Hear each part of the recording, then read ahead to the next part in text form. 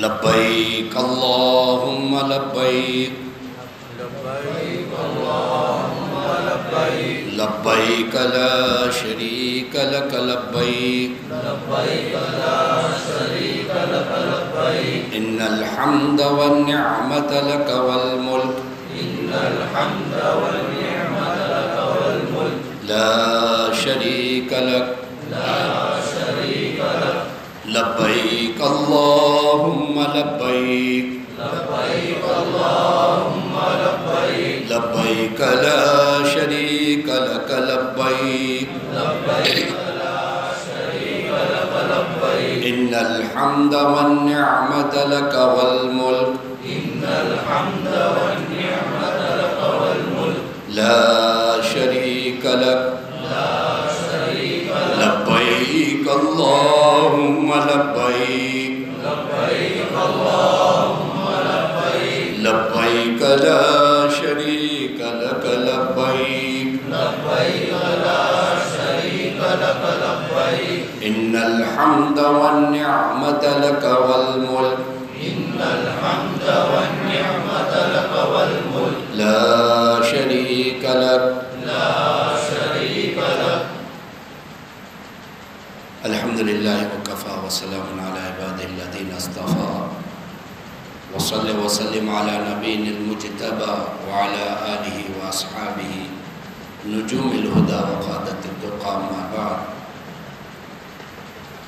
اعوذ باللہ من الشیطان الرجیم بسم اللہ الرحمن الرحیم والمؤمنون والمؤمنات بعضهم اولیاء بعض یأمرون بالمعروف وینہون عن المنکر ويقيمون الصلاة ويؤتون الزكاة ويطيعون الله ورسوله أولئك سيرحمهم الله إن الله عزيز حكيم وعد الله المؤمنين والمؤمنات جنات تجري من تحتها الأنهار خالدين فيها ومساكن طيبة في جنات عدن ورضوان من الله أكبر ذلك هو الفوز العظيم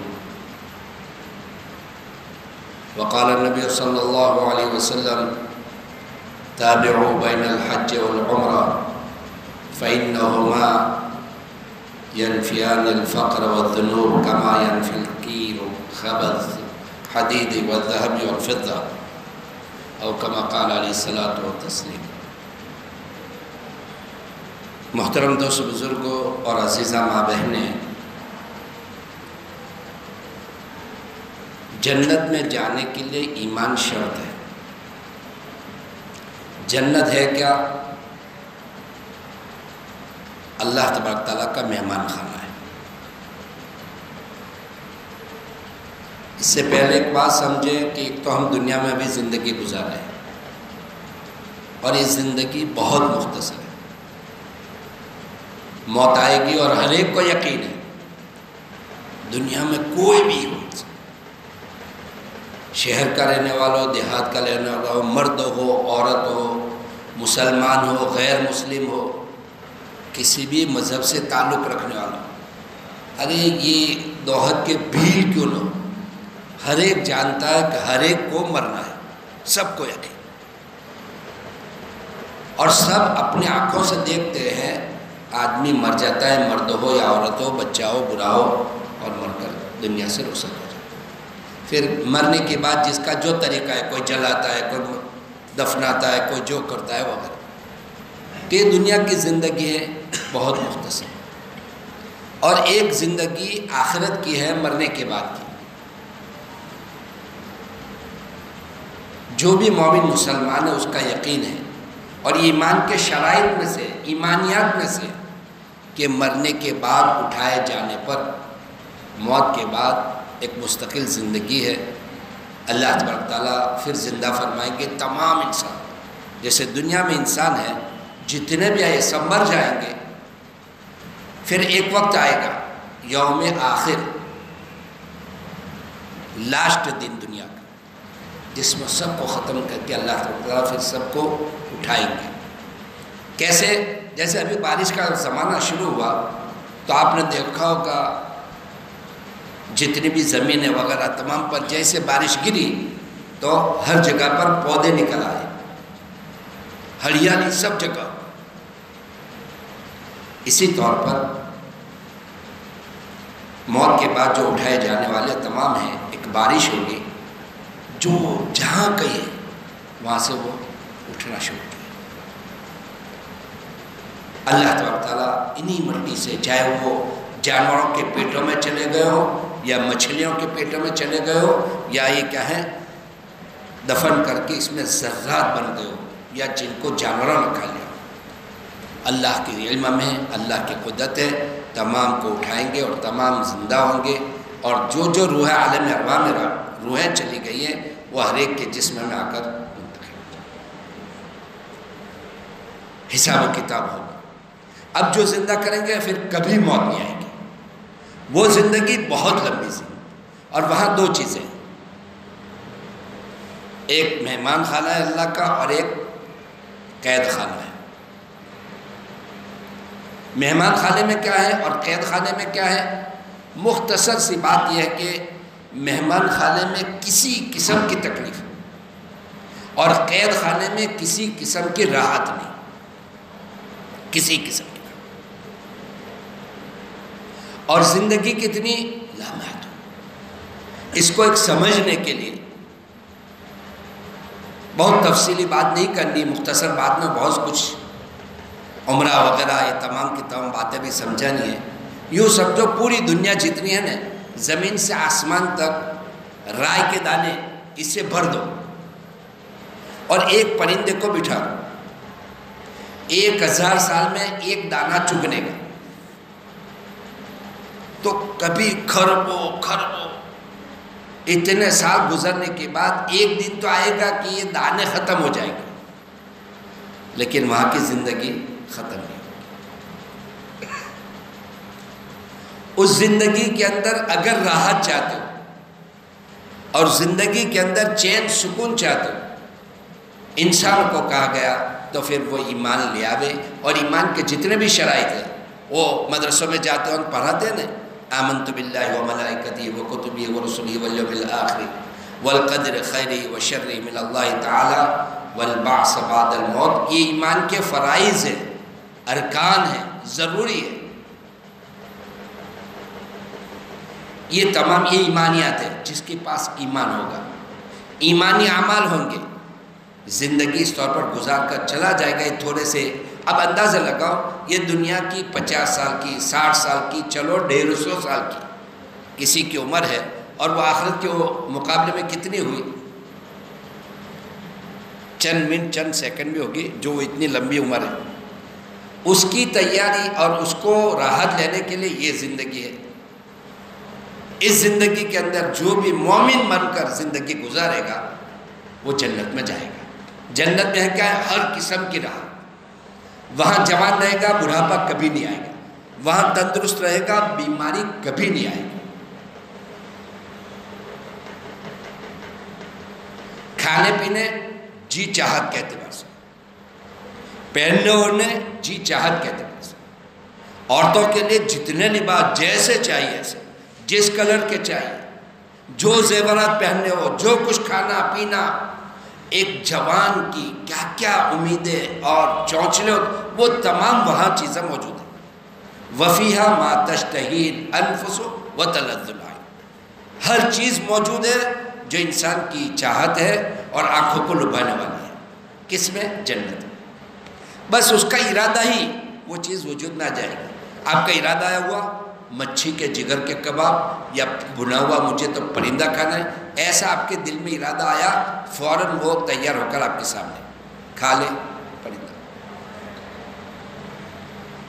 کسی قسم کی وہاں تکلیف نہیں. عورتوں کو برتن مانجنے کی، کپڑے دھونے کی، کھانا پکانے کی، گندگی صاف کرنے کی، کچھ بھی نہیں. انسان کو پیشاب پاخانے کی بھی تکلیف نہیں، کوئی چیز. محلات جیسے محلات، ایک اتنا بڑا موتی جس کے اندر یہ اس کا ایک گھر ہے، یا ایک اینٹ سونے کی، ایک چاندی کی، گارا مشک عنبر کا. ایسے ایسے مکانات، ایسے ایسی سواریاں، ہر چیز موجود ہے جنت میں. کس کو ملے گی؟ تو کہا مومنین کو ملے گی۔ مومن کہتے ہیں کسے؟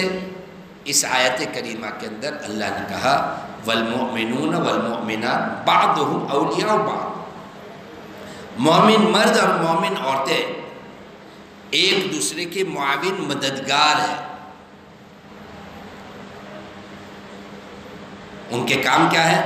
یأمرون بالمعروف وینہون عن، اچھے کاموں کا ایک وہ تو خود کرتے ہی ہے، مومن کہتے ہیں اس کو جس کے پاس ایمان ہو، ایمانی اعمال ہو، نمازوں کا پڑھنا پابندیوں کے ساتھ، رمضان کے مہینے میں روزوں کا رکھنا، اللہ نے مال دیا ہے تو زکوٰۃ ادا کرنا، اللہ نے مال دیا ہے تو حج ادا کرنا،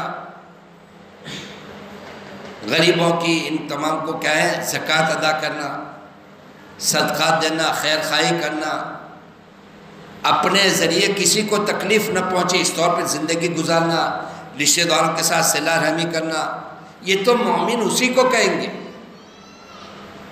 یہ تو اس کی صفات ہے۔ کام کیا ہے؟ تک اچھائیوں کا حکم کرتے، ایک دوسرے کو اچھائیوں کی طرف بلاتے اور برائیوں سے روکتے ہیں، نماز کو قائم کرتے ہیں، اللہ اور اس کے رسول کی اطاعت کرتے ہیں، یہ مومنین ہیں۔ تو پھر ان کے لیے وعد اللہ المؤمنین والمؤمنات جنت تجری من تحت الانہار، کہ جنت ان لوگوں کو ملے گی، انہی مومن مرد اور عورتوں کو ملے گی۔ اس لیے دوستو بزرگوں، کوشش اس بات کی کرنی ہے کہ ہم ایمان کے ساتھ دنیا میں زندگی گزاریں۔ عبادت جتنی ہے، مثلا نماز کو لے لیجیے، اب نماز ہم اپنی جی چاہی کے اعتبار سے پڑھیں گے تو نماز ہی نہیں ہوگی۔ کیسے ہوگی نماز؟ اگر ہم نے رسول اللہ صلی اللہ علیہ وسلم کے طریقے کے مطابق گزاری کی تو نماز بنے گی، فریضہ بھی ادا ہوگا اور اس پر جتنے وعدے ہیں وہ ملیں گے۔ اب کوئی چاہے کہ میں اس طرف منہ کر کے نماز پڑھوں تو نماز ہوگی نہیں۔ آپ صلی اللہ علیہ وسلم نے جو بتایا کہ قبلہ کعبہ کی طرف، اس طرف نماز پڑھو، کھڑے ہو کر پڑھو، اللہ اکبر کہو، قرآن شریف پڑھو، سورہ فاتحہ پڑھو، رکوع کرو، سجدہ کرو، نماز کے درمیان کھانا مت کھاؤ، بات مت کرو، تو یہ سب کرے گا تو نماز بنے گی۔ جیسے کہا اس اعتبار سے کریں گے تو نماز بنے گی، تو اس پر جو کچھ اللہ کے وعدے وہ ملیں گے۔ اسی طور پر دوست بزرگوں، جتنی عبادتیں ہیں ان کے اندر طریقہ حضرت محمد رسول اللہ صلی اللہ علیہ وسلم کے طریقے کو داخل کر کے چلیں گے تو کیا ہوگا؟ وہ عبادت بنے گی اور اس پر ملے گی۔ اب جیسے ابھی ہمارا جوڑ ہوا ہے اور ہم نے جوڑا ہے عمرہ میں جانے والوں کے لیے، ماں بہنیں بھی وہی اور ان کے ساتھ تمام کے تمام سنجیلی والے اور مستورات کو جوڑا ہے کہ جو عمرے میں جا رہی ہے ان کی معاون مددگار بنے، ان کا عمرہ بنے، ایک بہت بڑی عبادت کے لیے جا رہی ہے۔ کتنی بڑی عبادت ہے؟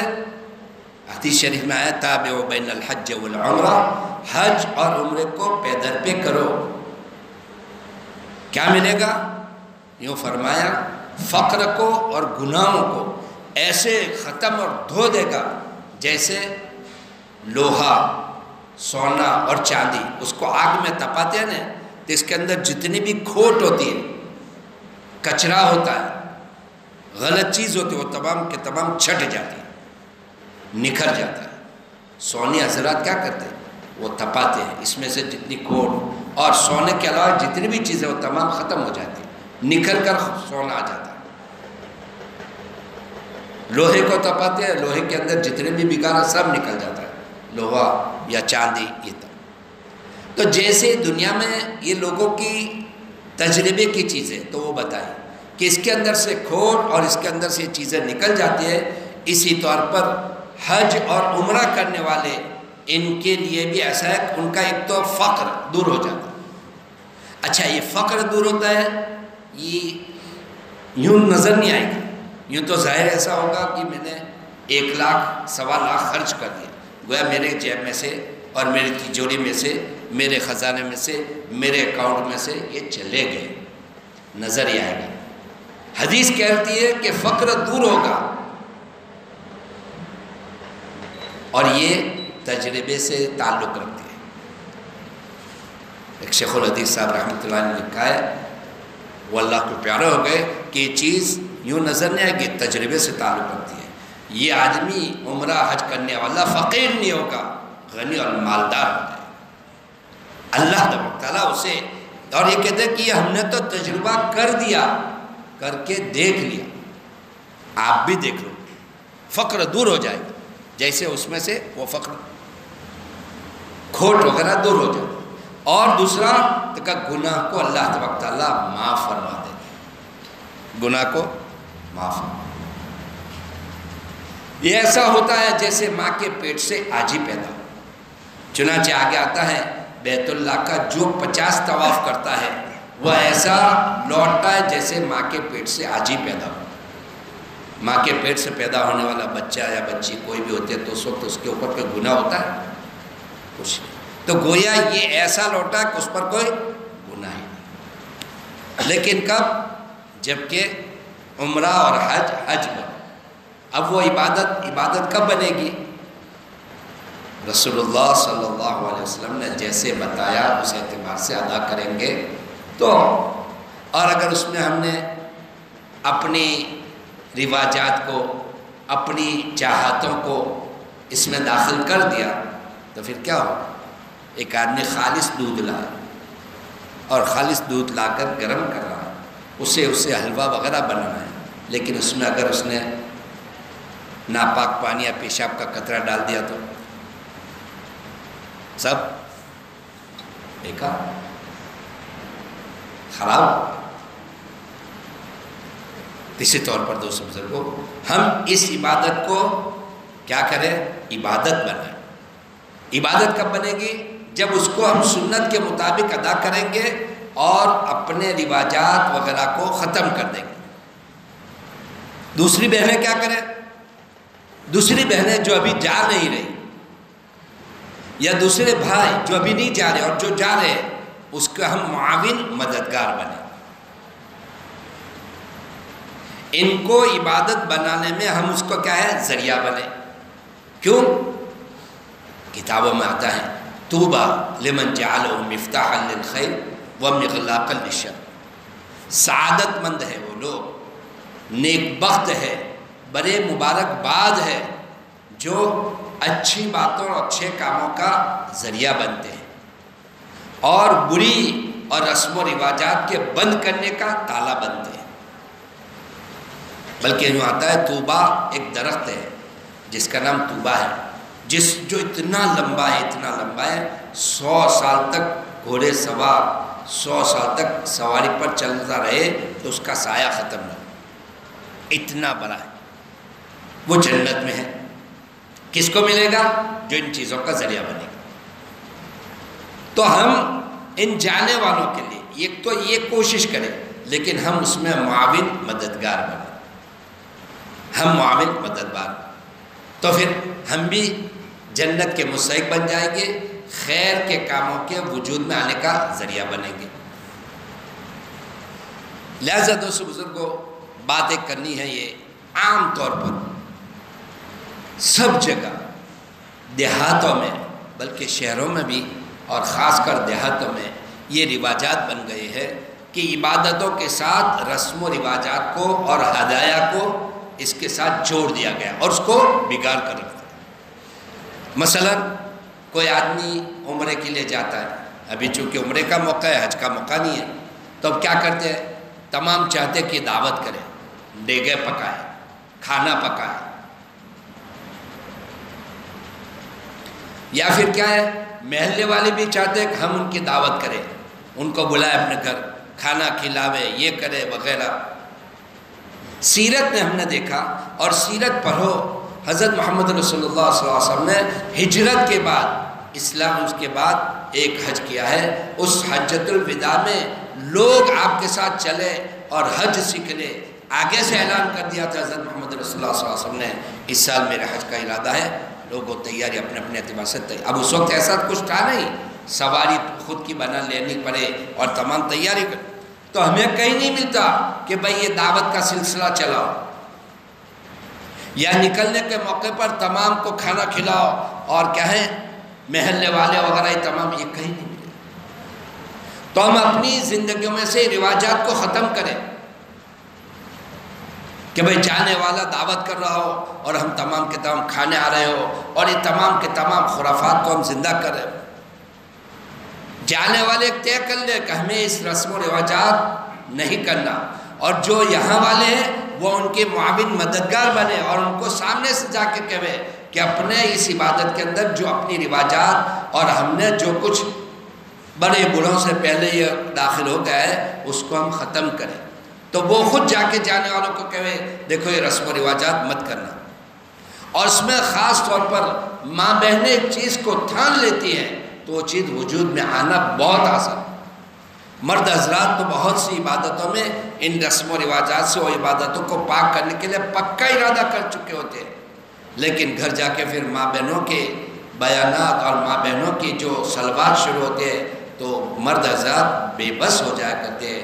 تو ماں بہنوں سے گزارش ہے وہ خاص طور پر مردوں کی معاون مددگار بنے، جو جا رہی ہے وہ کہوے اپنے گھر والوں کو اور جو افراد اپنے گھر سے جا رہے ان کو کہ ہمیں اس عبادت کو رسم و رواجات سے پاک کرنی ہے، تاکہ وہ عبادت بنے اور اللہ کی رضامندی کا ذریعہ بنے، اور اس پر اللہ کی جانب سے جو ہمیں ملنے والے انعامات ہیں وہ ہم کو ملے۔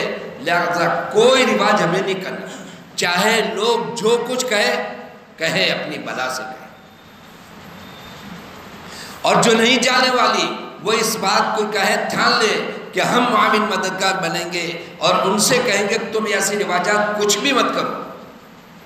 وہ سامنے سے کہوے جا کہ یہ رواجات اپنی زندگیوں سے نکالو، اس لیے کہ عام طور پر عورتیں اور مرد رواجات کیوں کرتے ہیں؟ لوگ کیا کہیں گے، لوگ کیا کہیں، ایسا کہتے ہیں۔ تو یہ لوگ ان کو کہنے جائے بھائی رواجات نہیں کرنی، ختم کرو، لین دین نہیں کرنا، یعنی جو عمرے میں جاتا ہے اس کو کوئی ہدیہ دینے آوے، دوست برادر ہے یا سہیلی ہے عورتوں کی، یا جن کی یہاں اپنی بیٹی دے رکھی ہے یا بیٹا سے شادی کر رکھی ہے بیٹیاں، تو وہ لوگ کچھ دینے آوے، یہ بھی کوئی چیز نہیں ہے۔ ان رواجات کو ختم کرو، اور کسی موقع پر اور کسی وقت ایک دوسرے کو ہدیہ دینا جس سے آپ کی محبت بڑھے، یہ اور چیزوں میں کرنا، عبادات کے اندر ان چیزوں کو مت جوڑو، عبادات کے اندر مت جوڑو۔ جانے والے حضرات کسی کا قبول نہ کرے، نہ جانے والے کچھ نہ دے، ہاں دعا کی درخواست کر دے۔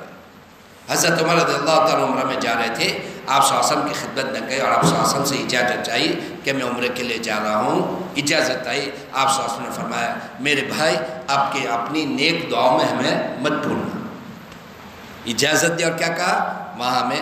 تو عورتیں اپنی بہنوں کو اور اپنے محلے والی کو یہ جو جا رہے ان کے پاس جا کر کیا درخواست کریں؟ ہمیں دعاؤں میں مت بھولنا، دعا کا تحفہ ہمیں دیں۔ لہذا جو بھی بہنیں ہیں یہ تمام طے کر لو ہم اپنے اس عبادت کو رواجات سے پاک کریں گے، کسی کا کچھ نہیں لیں گے، اور جو بھی نہیں جا رہی وہ طے کرے ہم کسی کو کچھ نہیں دیں گے، دعوتیں نہیں کریں گے، یہاں سنجلی سے باہر بھی ہم نہیں آئیں گے، ان کے مکان پر ہی جا کر عورتیں عورتوں سے مصافحہ کر لے گی، مرد مردوں سے مصافحہ کر لے گی، دعاؤں کی درخواست کر لے گی اور الوداع کر دے گی۔ یوں سمجھو سنجیلی ہی ایئرپورٹ ہے، جیسے ایئرپورٹ سے آگے یہ کوئی نہیں جا سکتا، اپنے سنجیلی کو ایئرپورٹ سمجھو اور یہیں سے بہنیں بہنوں کو الوداع کریں۔ ایسا نہ ہو کہ محلے کی یا خالازاد بہن یا ماموزاد بہن مردوں سے مصافحہ کریے اور مرد عورتوں سے مصافحہ کرے، یہ حرام ہے۔ نامحرم سے مصافحہ کرے، اس کے ہاتھ کو چھوئے، نامحرم ہے، چاہے بڑی بوڑھی ہو چاہے جوان۔ عورتوں سے مصافحہ کرے، مرد سے کرے، ٹھیک ہے۔ حقیقی بھائی بہنیں تو ایک دوسرے سے مل سکتے، وہ کیا ہے؟ محرم ہے۔ تو اس بات کو ٹھان لے عورتیں بھی، ہم نے یہ آج کے اس مجلس میں طے کر لو، چاہے حج کا موقع ہو چاہے عمرے کا موقع ہو چاہے کوئی بھی چیز ہو، ہم کسی وقت بھی رواجات کو عبادات میں داخل نہیں کریں گے۔ اس کو طے کر لو. تو کیا ہوگا؟ ہم ذریعہ بنے غلط چیزوں کو بند کرنے کا، اچھی چیزوں کو وجود میں لانے کا، تاکہ ہم جنت کے مستحق بن گئے. یأمرون بالمعروف وینہون عن المنکر، اس کے مستحق بنے. مومن مرد اور مومن عورتیں یہ کیا ہے؟ اچھے کاموں کا حکم کرتے ہیں، برے کاموں سے بچتے ہیں اور بچاتے ہیں. تو پھر ان کے لیے کیا ہے؟ جنت ہے، جنت نصیب ہوگی. اور ہم اس کے معاون مددگار بنیں گے، دعاؤں کی درخواست کریں گے. آج اللہ تبارک تعالیٰ ان کو لے گیا اپنے گھر پر، اللہ کل ہمیں بھی بلائے گا اور ہمیں بھی بیت اللہ کی زیارت نصیب فرمائے گا. کیونکہ بیت اللہ پر جانے والوں کے ہم معاون مددگار بنے. تو اپنی عبادتوں کو رواجات سے ختم کرو. یہاں سے کوئی بھی باہر نہ جائے. کھانا کھلانا اور یہ لے کے چرانا اس کو ختم کریں. ایک دوسرے کو کچھ دینا مینا یہ ختم کریں. ہاں، جو لوگ سفر میں جا رہے ہیں وہ صدقہ کریں. صدقہ سے بلائیں ختم ہوتی ہے، مصیبتیں اور مشکلات دور ہوتی ہے، آسان. اب اس کا طریقہ کیا ہے؟ اپنے رشتہ داروں میں کوئی غریب ہے، بہن ہے، بھانجا ہے، بھتیجا ہے، چچا زاد بہن ہے، چچا زاد بھائی ہے، یا کوئی بھی ہے رشتہ داروں میں، ان کو اس طور پر دو کہ داہنے ہاتھ سیدھے ہاتھ سے دو نا تو بائیں ہاتھ کو پتہ نہ چلے. ایسے صدقہ کرو. اڑوس پڑوس کو، گھر والوں کو پتہ، یہ تو بہت دور کی بات ہے. آپ کے جسم میں دوسرا ہاتھ ہے، اس ہاتھ کو بھی پتہ نہ چلے. اس اعتبار سے اس کو عطا کر لو، اللہ کی رضامندی کے لیے، اللہ کو خوش کرنے کے لیے. کرو گے ایسا؟ ہاں، یہ طے کرو. اور خاص طور پر ہماری ماں بہنیں طے کر لے ہوئے. جس گھر کی اور جہاں کے بھی عورتیں دیندار بن جائے گی اور عورتیں سنتوں کا اہتمام کرنے والی بن جائے گی، وہ بستی نورانی بن جائے گی اور بستی کے اندر اللہ کی جانب سے رحمتیں آئے گی اور اللہ بلا مصیبتیں، پریشانیاں، یہ فسادات، یہ تمام کی تمام ختم ہو جائیں گی. عورتیں بیچاری پڑھنے میں وغیرہ دینداری میں آگے رہتی ہے، لیکن جو یہ معاملات ہے، یہ رہن سہن ہے، ان چیزوں سے وہ بیچاری کیا ہے؟ بہت دور ہوتی ہے. اور اس کی دور ہونے کی وجہ کیا ہے؟ جانتی نہیں ہے. ہم مردوں نے ان کو سکھایا ہی نہیں. دنیا کی ہر چیز سکھائی لیکن دین نہیں سکھایا، لہذا بیچاری وہ کوری رہتی.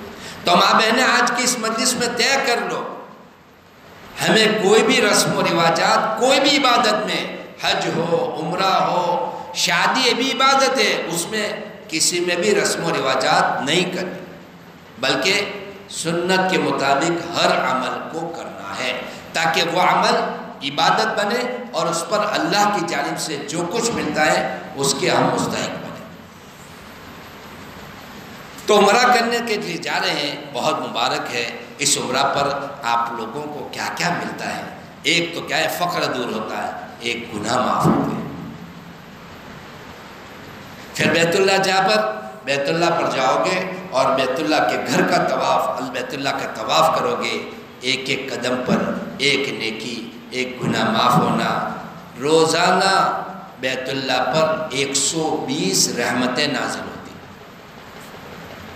60، 50 اور 10 طواف کرنے والوں کو ملتی ہے. 40 بیت اللہ میں نماز پڑھنے والوں کو ملتی ہے، اور 20، 60 اور 40 100 ہوئی، 20 بیت اللہ کو محبت بڑی نگاہ سے دیکھنے والوں کو ملتی ہے. اس لیے ان جانے والوں سے ہماری درخواست ہے اور ہمارا کہنا ہے، اللہ نے بڑی امیدوں کے بعد، بڑی تمناؤں کے بعد اور بڑی وقت کے بعد اپنے گھر کی حاضری کے لیے آپ لوگوں کو قبول کیا ہے. تو ایک بات طے کر لینا کہ وہاں جانے کے بعد جب مکہ مکرمہ میں ہوں گے، ہمارا پورا وقت حرم میں ہی گزرے گا. گھر پر، بلڈنگ پر کھانے کے لیے یا آرام کے لیے آئیں گے، بقیہ تمام وقت ہم بیت اللہ میں گزاریں گے، بازاروں کے چکر نہیں لگائیں گے. نفس شیطان ہمارے ساتھ لگا ہوا ہے. دشمنوں نے بھی ایسی محنت کر رکھی ہے کہ کیا ہے، بیت اللہ کے ارد گرد ماشاءاللہ ایسے ایسے بازار سجا کر رکھے، اور وہ بھی سمجھتے ہیں یہاں پر پوری دنیا سے لوگ آئیں گے، ہمیں ہماری چیز چلانی ہو تو یہاں لا کے رکھو۔ حالانکہ دوستو ہر چیز دنیا کی ہر جگہ مل رہی ہے۔ اللہ کا گھر بیت اللہ، آپ کعبہ کہیں نہیں ملے گا۔ تو اللہ نے آپ لوگوں کو اگر توفیق دی رکھی ہے تو آپ کیا کرنا، پورا وقت بیت اللہ میں گزارا۔ ماں بہنیں بھی وہیں گزارا۔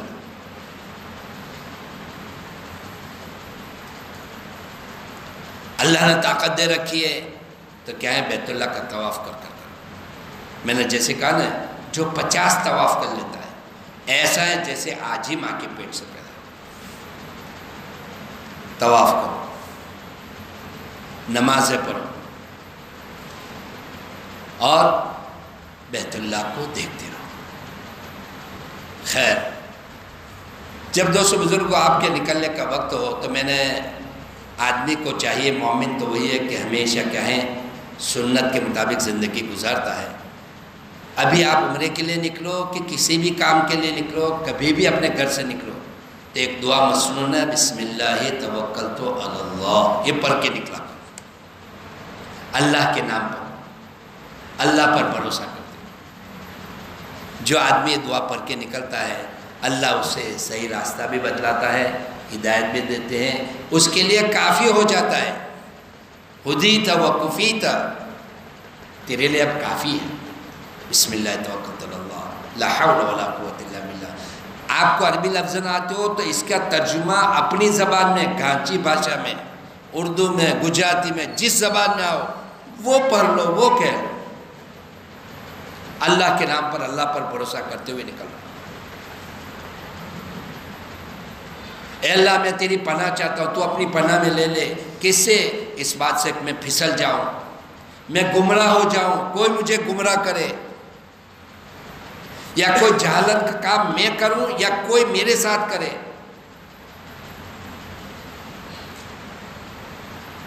ان تمام چیزوں سے میری حفاظت فرما، تو اپنی پناہ میں لے۔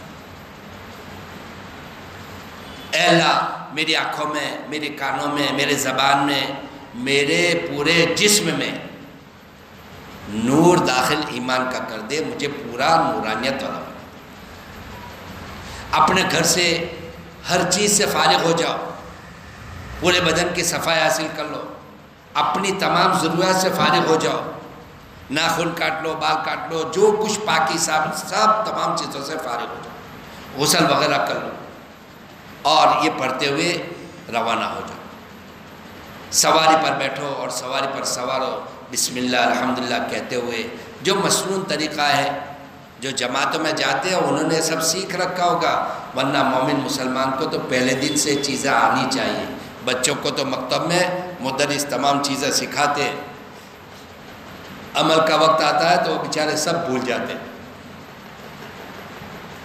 اس لیے ماں بہنیں اگر روزانہ اپنے گھروں میں اپنے بچوں کو سکھاوے، بیٹا گھر سے نکلنا ہے بسم اللہ توکلت علی اللہ پڑھ کے نکل، بیٹا یہ دعائیں پڑھتا رہا، اور یہ دعائیں پڑھ، روزانہ اگر اس کو سکھاتی رہے گی تو یہ بچے بڑے ہو کر بھی کریں گے اور ان کی زندگیوں میں آئے گا۔ پھر جب سواری میں سوار ہو جاؤ تو یہ میں نے جیسے کہا کہ محلے والے یا رشتہ دار کوئی بھی نہ جائے ایئرپورٹ پر، یہ جو سوار ہو رہے وہ کیا پڑھے؟ بسم اللہ الحمدللہ سبحان الذی سخر لنا ھذا وما كنا له مقرنین۔ یہ جو دعائیں ہیں یاد ہو تو پڑھ لو۔ اللہ اکبر الحمدللہ پڑھ کر آپس میں ایک دوسرے سے حشاش بشاش ہو۔ ایک دوسری بات ہے کہ ہمیشہ باوضو رہو، ہمیشہ باوضو، وضو کے ساتھ۔ کہیں بھی نماز کا وقت آ جائے نماز پڑھ لو، نماز قضا نہ ہونے پائے۔ بہت سے لوگ سفر کی وجہ سے نمازوں کو آگے پیچھے کر دیتے ہیں، بہت گناہ ہے۔ ہاں اپنے بس کی ہر چیز کر گزرو، پھر آپ بے بس ہو جاؤ تو پھر آپ معذور ہو۔ مثلا پلین میں بیٹھے اور پلین میں پڑھنے ہی نہیں دے رہا، آپ معذور ہو، لیکن اپنے بس کی تو کر گزرو۔ اللہ کا حکم ہماری طرف متوجہ ہوا تو ہمارے بس میں جتنا اتنا کر گزرے. مثلا میں کھڑے ہو کر نماز نہیں پڑھ سکتا تو بیٹھ کر پڑھوں. بیٹھ کر نہیں پڑھ سکتا، اتنا بیمار ہوں، اتنا کچھ ہے تو لیٹ کر پڑھوں. جس پوزیشن سے پڑھ سکتا ہوں، اللہ کا حکم آیا، اللہ کا حکم پورا کروں.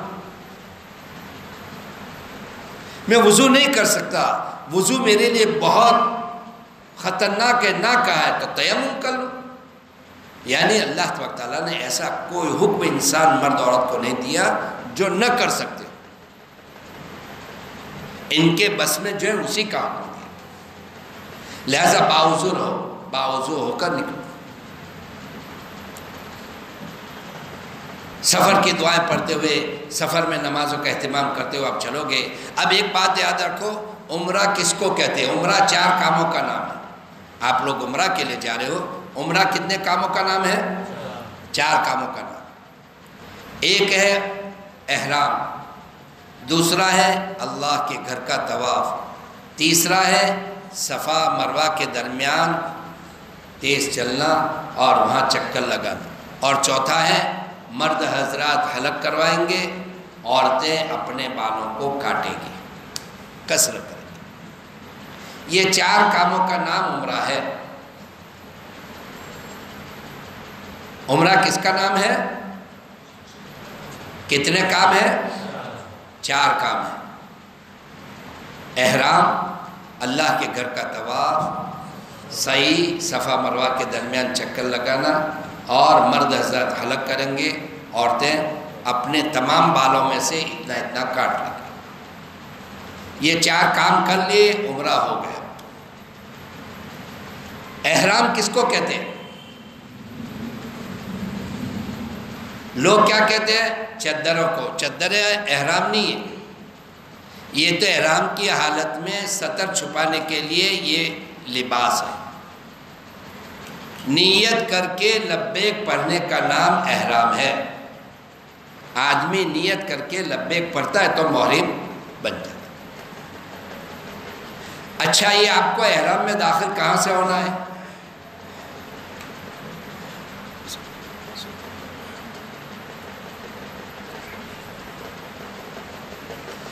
دیکھو، بیت اللہ کا ایک تو حرم ہے، یوں سمجھو یہ حرم ہے، یہاں بیت اللہ ہے. ایک حرم کے بعد پھر میقات ہے. یہ مسجد میقات ہے، یوں سمجھو. یہ جو 4 دیواری ہے وہ میقات ہے. دیواری کے باہر کے جو رہنے والے ان کو آفاقی کہتے ہیں. جو باہر رہنے والے ہیں تو یہ جو حدود ہے، یہ دیوار ہے، وہاں سے کسی قسم کا احرام ہونا ضروری ہے، جو بھی بیت اللہ کا ارادہ کرتا. اب ابھی آپ جیسے عمرہ کے لیے جاتے ہو تو میقات سے آپ کے اوپر احرام ہونا لازمی ہے. اب آپ لوگ جا رہے ہو یہاں سے احمد آباد سے بمبئی، اور بمبئی سے جاؤ گے جدہ. جدہ جاتے جاتے بیچ میں میقات آتی ہے. اس لیے یوں کہتے ہیں کہ جدہ سے 1 آدھ گھنٹہ پہلے آپ احرام میں داخل ہو جاؤ. یہ ضروری ہے تاکہ جہاں میقات ہے آپ احرام کی حالت میں ہو. پتہ چلے گا نہیں تو ہم کو کہ میقات آئی، آپ پلین میں ہوگے. اس لیے ہم کہتے ہیں کہ آپ احمد آباد سے بمبئی چلے گئے، بمبئی میں جا کر مرد حضرات اپنے کپڑوں کو نکال دے وے اور چادروں سے اپنے بدن کو چھپا لے وے. احرام میں داخل ہونے کا مصنون طریقہ یہ ہے کہ آدمی اپنی تمام ضرورت سے، جسمانی اور جو اس کی ضرورت اور تمام ضرورت سے فارغ ہو جاوے. ناخن اور بال وغیرہ صفائی کر لے، کاٹ لے، غسل کر لے. غسل کرنے کے بعد یہ سلے ہوئے کپڑے مرد حضرات نکال دیں گے.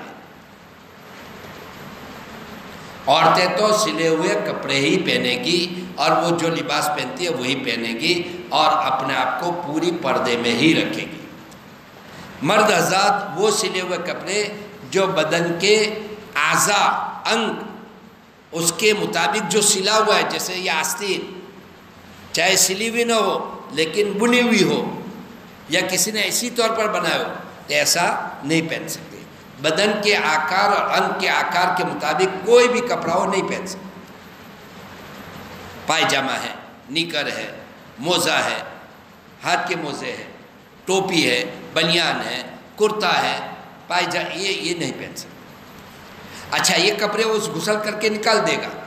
اب سطر چھپانا تو فرض ہے، ہر وقت فرض ہے، تو اس کے لیے پھر کیا ہے، وہ چادر جو ہے اس سے اپنے سطر کو چھپا لے گا. یہ چادر ہے.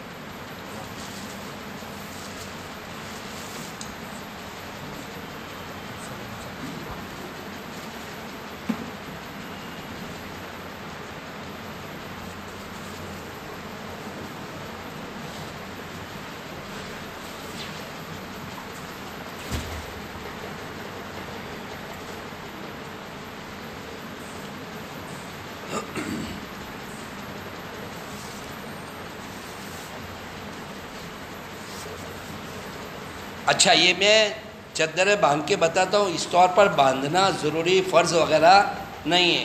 آپ کو تو اپنا سطر چھپانا ہے، کیسے بھی چھپاؤ. مرد کا سطر ہے ناف سے لے کر یہ گھٹنے اس کے نیچے تک، یعنی گھٹنے چھپ جانے چاہیے، یہ اس کا سطر ہے. یہ کپڑے نکال دیے تو اس کپڑوں کو چھپانا ہے، سطر کو چھپانا ہے. یہ ہم اپنے تجربے کی ایک بات بتاتے ہیں. آدمی پاؤں چوڑے کر لے، پھر یہ کنارہ لے کر اس طرف لیا ہوئے، پھر یہ بقیہ اس کو لیا ہے، پھر بڑا یہ لیا ہے، اور اس کے بعد یا تو یہاں پٹا باندھے ہوئے یا یہ موڑ دے. یہ ہم نے کیوں کیا؟ کبھی آپ کو تیز چلنا ہو تو یوں اگر بن جاؤ گے تو آپ گر جاؤ گے. یہ کشادہ رکھا تو آپ ذرا تیز بھی کبھی ایئرپورٹ پر یا وہاں جیسے صفا مروا میں کہیں بھی چلنا ہوگا تو چل سکتے. اس طور پر کیا تھی، اگر ہوا آئی تو سطر ہے، ہوا آئی یہ چھوڑا تو بھی سطر ہے. اس لیے اس طور پر کسی کو اور طریقہ یاد ہو تو وہ کر سکتا ہے، اس میں کوئی حرج نہیں.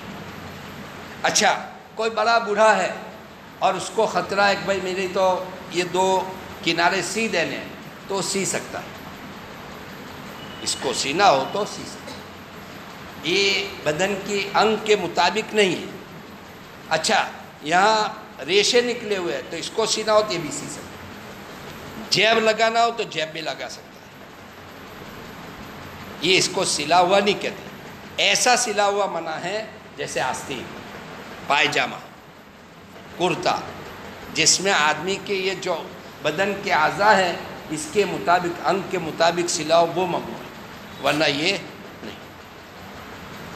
اچھا یہ چادر کر لی. اب یہ دوسری چادر ہے. یہ چادر دوسری اوپر کیا کرے گا،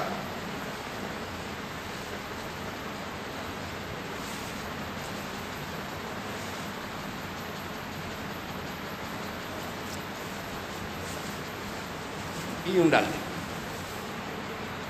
یہ وضو کرے گا تو اس کو نکال بھی دے گا، کوئی بات نہیں، اس لیے کہ اس کا سطر چھپا ہوا ہے. کبھی اس کو غسل کرنا ہے تو غسل بھی کر سکتا ہے، احرام کے بعد بھی غسل کر سکتا ہے.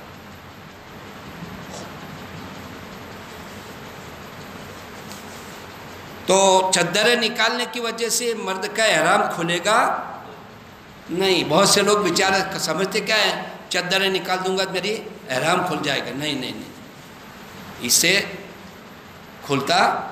اب تو یہ کام پورے 4 کرے گا تبھی احرام سے نکلے گا. تو یہ غسل کر کے چادریں باندھ دی، سطر چھپ گیا. ابھی تک وہ محرم نہیں بنا، چادریں پہننے سے احرام میں داخل نہیں ہوتا. اس کے بعد 2 رکعت نماز پڑھے. 2 رکعت. اچھا یہ 2 رکعت پڑھنا فرض نہیں ہے، مسنون ہے، سنت ہے. موقع نہیں ہے، نہیں پڑھ سکے، بھول گئے تو اس سے آپ کوئی حرج، آپ کوئی گھبرائیں نہیں. آپ ایئرپورٹ پر ہی وہاں بمبے خالی 2 رکعت نماز بھی پڑھ لو. محرم کب بنو گے؟ نیت کر کے لبیک پڑھو گے تبھی بنو گے، یاد رکھو. چادریں باندھنے سے یا 2 رکعت نماز پڑھنے سے محرم نہیں بنو. چلے گئے پلین میں بیٹھ گئے، یہاں 2 رکعت بھی پڑھ لی، غسل بھی کر لیا، چادریں نکال بند دی. عورتوں نے بھی جو کرنا ہے، مطلب کہ یہاں سے غسل کر کے نکلی، وہاں ایئرپورٹ پر ان کو اگر پاکی کی حالت میں ہے تو وہ 2 رکعت پڑھ لے گی. ابھی تک تو فقط اتنا کیا. پلین میں بیٹھنے کے بعد کھانے پینے وغیرہ تمام چیزوں سے فارغ ہو جاؤ، اس لیے کہ پلین میں بیٹھنے کے بعد ٹیشو پیپر وہ خوشبو والا ہوتا ہے، خلال دیتے وہ بھی خوشبو والا ہوتا ہے، وہ تمام جس کو جو استعمال کر لیا۔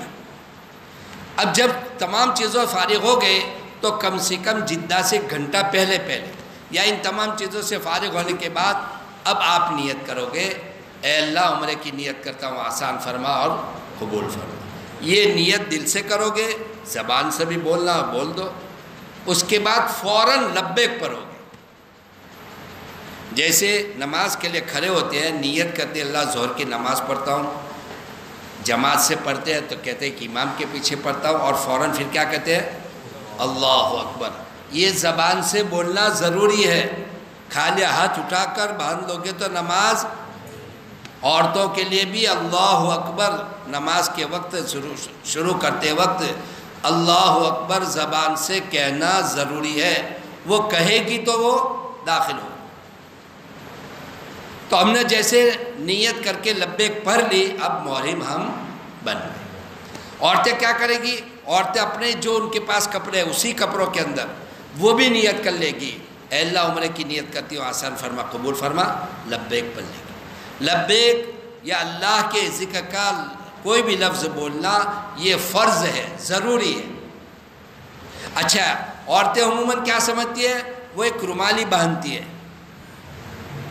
سر پر، وہ رومالی ان کا احرام نہیں ہے، وہ تو عورتوں کا چونکہ پورا بدن ستر ہے، ان کے بال بھی ستر ہے، چھپانے کی چیز ہے، تو بال ادھر ادھر نہ ہو جاوے اس کے لیے وہ رومالی باندھتی ہے۔ وضو کے اندر اس رومالی کو اس کو نکال دینا ہے اور پھر سر کا مسح کرنا ہے۔ عورتوں کو اندر بیچارے کیا ہوتا ہے، رومالی کھولیں گے کیا ہو جائے گا، احرام سے نکل جاؤں گے۔ یہ احرام کی رومالی نہیں ہے، یہ تو بالوں کی حفاظت کے لیے باندھی ہے۔ مسح کے وقت وہ رومالی نکال کر اوپر مسح کریں۔ تو جیسے اچھا اس کا احرام کیا ہے، وہ جیسے نیت کر کے لبیک۔ اگر عورتیں معافی کی حالت میں ہیں، ایام میں چل رہی ہے، تو کوئی بات نہیں، گھبرانے کی بات نہیں ہے، وہ نیت کر نماز نہیں پڑھے گی لیکن نیت کر کے لبیک پڑھ لے گی، وہ محرمہ بن جائے گی، احرام کا ایک فریضہ ادا ہو گیا۔ عورتوں کا احرام کیا ہے؟ احرام کی حالت میں ان کا سر، یہ چہرہ کھلا رہے گا۔ چہرہ کس کو کہتے ہیں؟ وضو کے اندر کتنا دھوتے ہو؟ پیشانی کے بالوں سے لے کر تھوڑی کے نیچے تک، ایک کان کی لو سے دوسرے کان کی لو تک، یہ پورا چہرہ ہے۔ اس چہرے کو چھپانا نہیں ہے۔ احرام کی حالت میں عورت کا چہرہ کھلا رہے گا، اور مرد کے حال کیا ہے؟ احرام کی حالت میں سر کھلا رہے گا، چہرہ کھلا رہے گا، اور پاؤں کے یہ پنجے یہ کھلے رہیں گے، لہٰذا یہ ابھری ہوئی جو ہڈی ہے اور یہ دو ہڈیاں یہ کھلی رہے گی۔ اسی لیے مرد حضرات کیا ہے، سلیپر پہنیں گے، سلیپر میں وہ کھلا ہوا رہتا ہے۔ اب جیسے آپ نے نیت کر کے لبیک پڑھ لی تو یہ ممنوعات شروع ہو گئی۔ مرد حضرات چہرہ اور سر دونوں نہیں چھپا سکتے، یہ کیا ہے، ہڈی نہیں چھپا سکتے۔ عورتیں فقط چہرہ نہیں چھپائے گی۔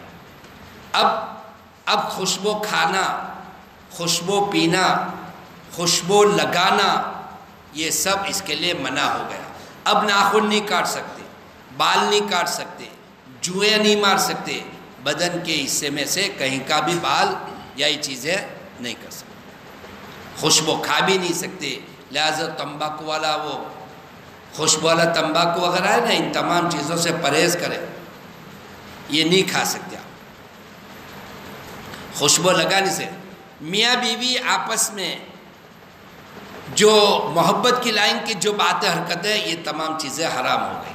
جیسے نماز میں چیزیں ممنوع ہیں، ایسے احرام کی حالت میں بھی ممنوع۔ ہاں، یوں ہی بھیڑ بھاڑ چل رہی ہے کہیں اور افراط تفریح کا حالت ہوگا، اس وقت ہاتھ پکڑو، کوئی بات نہیں، کہ ادھر ادھر نہ ہو جائے، کوئی بات نہیں۔ تو ان چیزوں سے بچتے ہوئے اب اس کو کیا ہے، لبیک خوب پڑھتے رہنا ہے، تیسرا کلمہ پڑھتے رہنا ہے، اللہ کا ذکر کرتے رہنا ہے، دعا ذکر کرتے ہوئے آپ کا سفر جاری ہوگا، آپ جدہ اترو گے۔ نماز کا وقت آئے نماز پڑھنی ہے، کھانے کا وقت آئے کھا لو، پینے کا وقت آئے پانی پینا ہے پانی پی لو، جس وقت جیسے زندگی گزارتے رہو، دعا ذکر کرتے ہوئے آپ چلتے رہو گے، آپ پڑھتے رہو گے۔ جدہ سے جیسے مکہ مکرمہ جاؤ گے تو بیچ میں حدود حرم، جیسے ہی میقات سے گزر گئے اب یہ حدود حرم آ رہا ہے، تو حدود حرم جس راستے سے آپ جاؤ گے جدہ سے مکہ، تو آپ کے حدود حرم آنے سے پہلے یہ جتنا بڑا ہے نا، اتنے بڑے دو فور ٹیک ہوتا ہے راستہ، وہ تمام راستے پر ایک ریل رکھی ہوئی ہے، وہ ریل سے پتہ چل جائے گا کہ حدود حرم آ رہا ہے۔ اس وقت ایک دعا ہے، آپ چاہے گجراتی میں اللہ سے مانگتے ہوئے، اب یہ اصل میں کیا ہے، آدمی کا اپنے خالق اور مالک کے ساتھ دل سے تعلق کی بات ہے۔ احرام میں آنے کے بعد اب یہ کیا ہے، دعا بھی کرتا رہے، تسبیح پڑھتا رہے، تلبیہ پڑھتا رہے۔ تلبیہ کے معنی لبیک پڑھنا، تسبیح تحلیل کے معنی سبحان اللہ الحمدللہ لا الہ الا اللہ یہ پڑھنا، یہ تیسرا کلمہ۔ کچھ نہ آوے تو اللہ لا الہ الا اللہ پڑھتے رہو، مومن کو لا الہ الا اللہ تو آتا ہی ہوگا، استغفار پڑھتے رہے، تمام پڑھتے ہوئے آپ چلتے رہو۔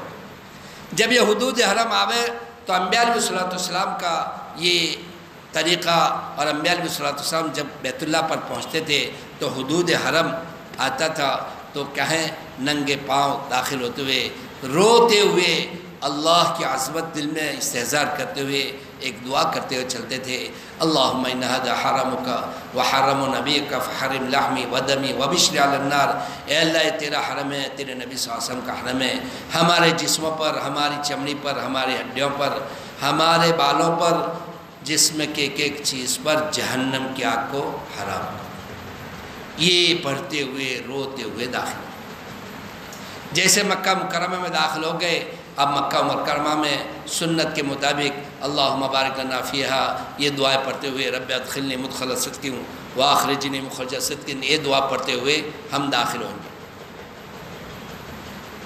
اپنی منزل اپنی بلڈنگ پر جانے کے بعد اب تھکے ہوئے ہوں گے، پلین کا سفر، اتنے دور کا سفر، تھکے ہارے ہوں گے، آپ بلڈنگ پر جا کر سونا ہو آرام سے سو جاؤ، بھوک لگی ہے کھانا کھا لو، تمام چیزوں سے فارغ ہو کر چستی بدن میں آ جاوے، اب ایک دوسرے کام کے لیے جانا ہے لہٰذا ہم پھرتی میں آ جائے، اس کے بعد بیت اللہ میں جاؤ۔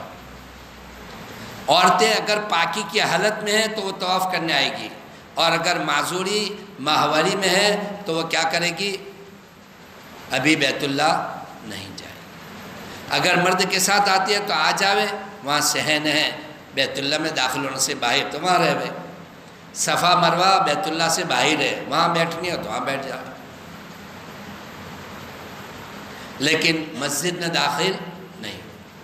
طواف ماہواری کی حالت میں نہیں کر سکتے، قرآن نہیں پڑھ سکتے، نماز نہیں پڑھ سکتے، اور اگر وہ بھی پاکی کی حالت میں تو وہ بھی آپ کے ساتھ اب باوضو ہو کر آپ جاؤ گے اور بیت اللہ میں جاؤ۔ بیت اللہ میں داخل جیسے دروازوں سے ہوگے تو وہیں دعا پڑھنی ہے، اس لیے کہ بیت اللہ کی مسجد وہیں سے شروع ہو جاتی ہے۔ عورتیں تو آج تک کبھی مسجدوں میں آئی نہیں، لہٰذا مسجد میں داخل ہونے کا مسنون طریقہ یہ ہے کہ پہلا داہنا پاؤں رکھے، اللہ کا نام لے، بسم اللہ، اللہ کا نام ہو گیا، والصلاۃ والسلام علی رسول اللہ، درود شریف ہو گیا، اور اگر یہ نہیں آتا تو کیا ہے، اللہم صلی علی محمد اتنا پڑھ لو، صلی اللہ علی محمد پڑھ لو، جو بھی درود آتا ہے وہ پڑھ لو۔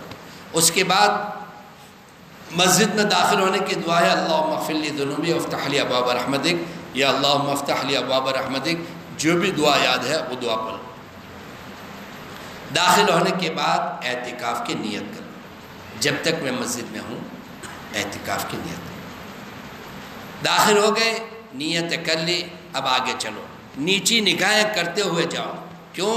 اس لیے کہ جب آدمی بیت اللہ پر اس کی پہلی نظر پڑتی ہے اس وقت جو دعا مانگتا ہے قبول ہوتی ہے۔ آج تک تو ہم اپنے اپنے گھروں میں، بلکہ ہر مومن بندہ کہیں کا بھی رہنے والا اور کیسا بھی ہو، ہر ایک کی ایک دلی تمنا ہوتی ہے کہ میں اپنی زندگی میں اپنی اس آنکھوں کے ذریعے سے اللہ کے گھر کی زیارت کروں۔ روزانہ تو کہتا رہتا ہوں، منہ میرا قبلے کی طرف، اور نماز پڑھتا ہے۔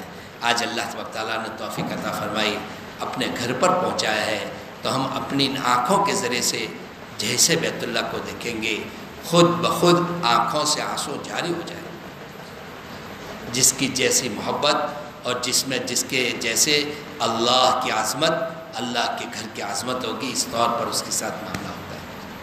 تو آپ دروازے سے داخل ہوئے، نیچی نگاہ کرتے ہوئے آگے پہنچو، اس لیے کہ دروازہ کہاں ہے اور بیت اللہ کتنا دور ہے، تو وہاں سے داخل ہوتے ہوئے نیچی نگاہ کرتے ہوئے جاؤ، قریب جاؤ، تب بیت اللہ پر نظر ڈالو، اور نظر گرتے ہی سب سے پہلے کہو اللہ اکبر۔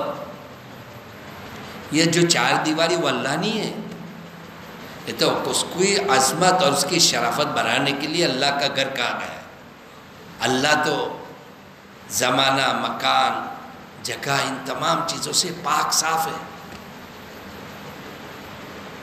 اللہ وراء الورا ہے، ہم نہیں سمجھتے اللہ کو، اس لیے ہم تو ایمان بالغیب مطلوب ہے۔ اللہ کی ذات ہے، اس پر جیسے اللہ کے نبی صلی اللہ علیہ وسلم نے ایک دلا دی، ایمان لائے۔ یہاں ایک اللہ تعالیٰ نے پوری دنیا میں جتنے بھی مومن مسلمان وغیرہ ہیں، اس کی طرف رخ، ایک تمام کی ایک طرف توجہ مرکوز کرنے کے لیے ایک جگہ بتائی کہ اس طرف کر کے اللہ کی عبادت کرو۔ اسی لیے اس کعبہ کو کیا کہتے ہیں؟ قبلہ نما، ورنہ کعبہ اصل اور جس کی طرف ہمیں کرنا ہے منہ کون ہے؟ اللہ کی ذات ہے۔ اب وہ اللہ کی ذات تو ہمیں دکھتی نہیں ہے، کسی کو دکھتی نہیں ہے، تو تمام کو یہ بتایا گیا جو چیز دکھتی ہے اس کی طرف منہ کرنے کا حکم دے دیا کہ اس طرف منہ کر کے اللہ کی عبادت کرو۔ اسی لیے طواف بھی پڑھو، وہ آپ فضائل حج ہے نا، اس کے اندر طواف کے اندر لوگ طواف کرتے ہیں تو اس میں بہت سے قصے ہیں، کس کا طواف کرتے ہو؟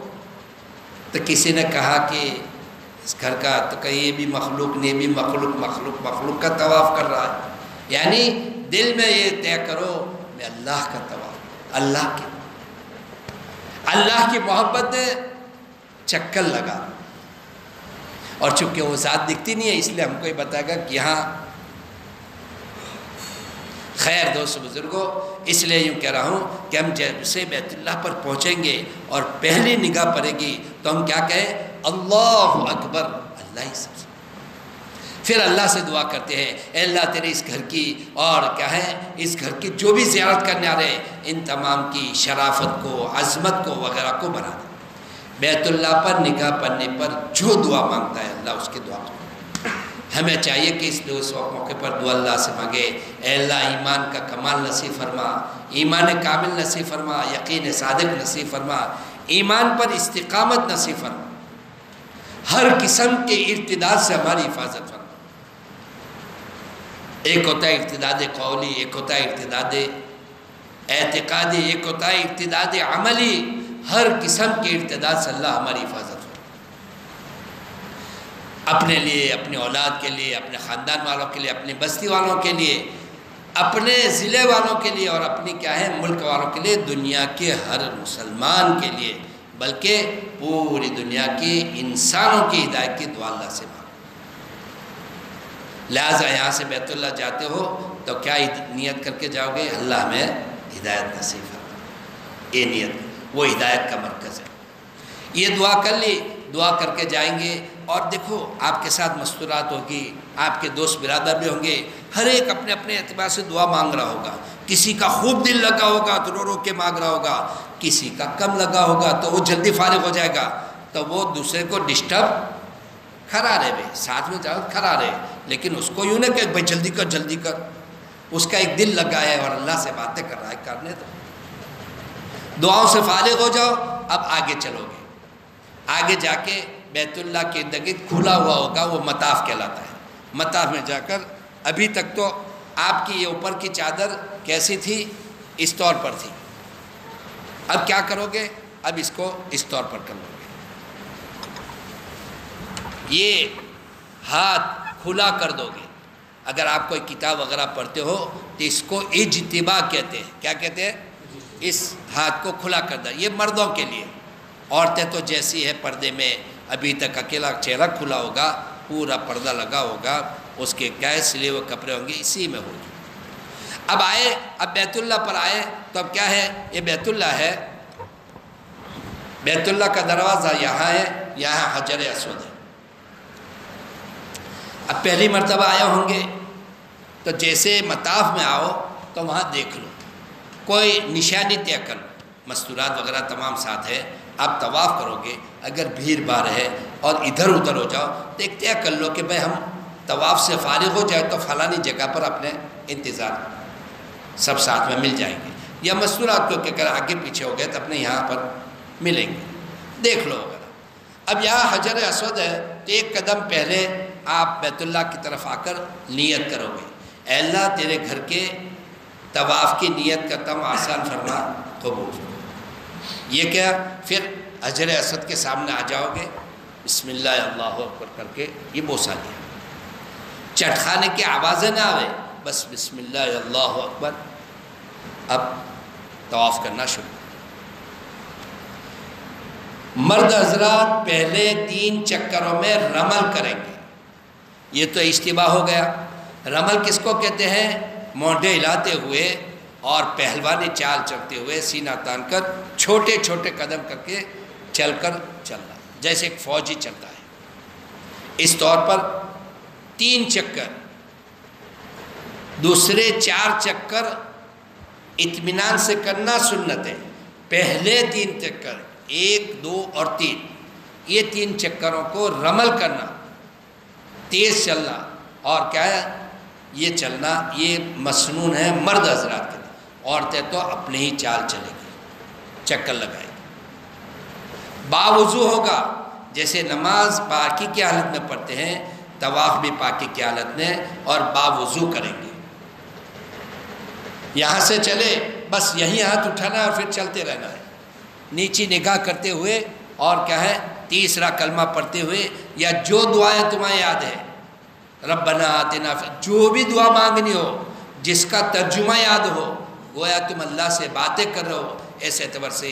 اگر عربی میں نہیں آتی کوئی بات نہیں، گجراتی میں اپنی زبان میں دعا کرتے ہوئے آپ کیا ہے اللہ کے گھر کا طواف کرو۔ اس کو رکن یمانی کہتے ہیں۔ یہاں پر ایک دعا مسنون ہے، ربنا آتنا فی الدنیا حسنہ وفی الآخرۃ حسنہ وقنا عذاب النار وادخلنا الجنۃ مع الابرار یا عزیز یا غفار۔ نہیں آتی آپ کو جو دعا آتی ہے وہ پڑھتے جاؤ، یہاں فرشتے ہوتے ہیں اس طواف کرنے والے کی دعا پر آمین کہتے ہیں۔ تو یہاں سے آپ نے شروع کیا، پورا یہاں آ جاؤ گے تو ایک چکر پورا ہوگا، پھر آپ کو استلام کرنا ہے بسم اللہ اللہ اکبر، اور پھر کیا ہے دوسرا چکر شروع کرنا۔ طواف کے دوران میں اپنا سینہ بیت اللہ کی طرف نہیں کرنا، اپنے منہ کو بیت اللہ کی طرف نہیں کرنا۔ چلو گے سامنے نگاہ ہوگی، یہ دعا پڑھتے رہو، تیسرا کلمہ پڑھتے ہو، اور اس طور پر آپ چکر لگاؤ گے۔ ہر چکر کے ختم پر استلام کرو گے بسم اللہ اللہ اکبر، اور پھر آگے چلو گے۔ یوں کر کے 7 چکر لگاؤ گے، 8 بوسے ہوں گے۔ شروع میں آپ نے استلام کیا، اس کو استلام کہتے ہیں، اور ہر چکر جہاں پورا ہوتا ہے پھر استلام کرتے ہو، تو 7 چکر ہوئے، 8 بوسے ہوئے۔ اب یہ 7 چکر لگا دیے، آپ کا طواف پورا ہو گیا، دوسرا فریضہ ادا ہو گیا، دوسرا فریضہ ادا ہو گیا۔ اب کیا کرو گے؟ اب جیسے پہلے تھے اس طور پر یہ چادر لگا لو گے، اور 2 رکعت آپ پر واجب ہو گئی۔ وہ 2 رکعت نماز آپ بیت اللہ میں کہیں بھی ادا کرو، 2 رکعت پڑھ لی، واجب ہے، اسے ادا کرنے کے بعد اب اس طرف صفا ہوگی۔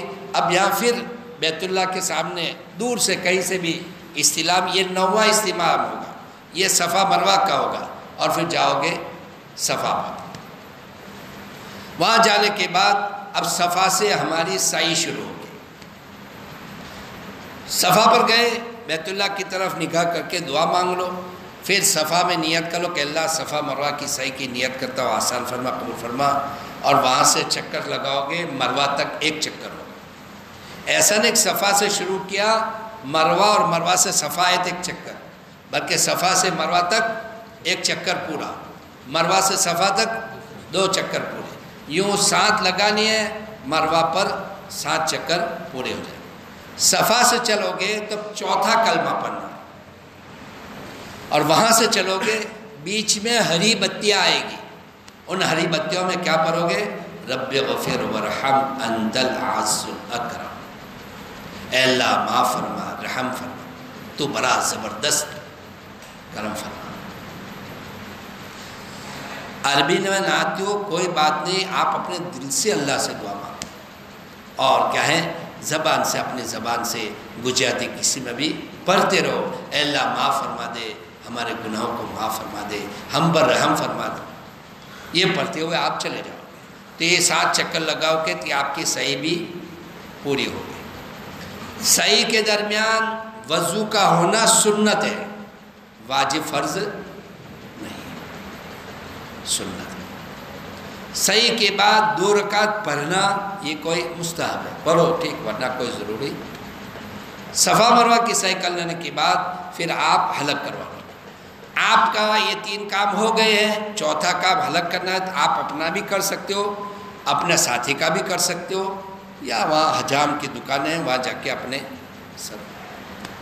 عورتیں کیا کرے گی؟ تمام کام کرے گی، لیکن عورتیں بالوں کے لیے اپنے گھر پر جا کر تمام بال، ایسا نہیں کہ ایک لٹ لے لے اور کاٹ لے، بلکہ تمام بال داہنی جانب کے داہنی جانب کر کے یہ اس کو پوروا کہتے ہیں، تو اتنا نیچے سے اس طرف کر کے کاٹ لے، اس طرف کا اس طرف کر کے کاٹ لے، اور پیچھے سے پیچھے کر کے کاٹ، تاکہ سر کے جتنے بال ہیں اکثر میں سے تو کٹ جاوے، ورنہ وہ جو ان کی یہ چوٹی ہے تو پیچھے تو اتنی ہوتی ہے، تو فقط یہ گردن کے بال ہوتے ہیں، یہاں تمام کے بال وہاں تک نہیں جاتے۔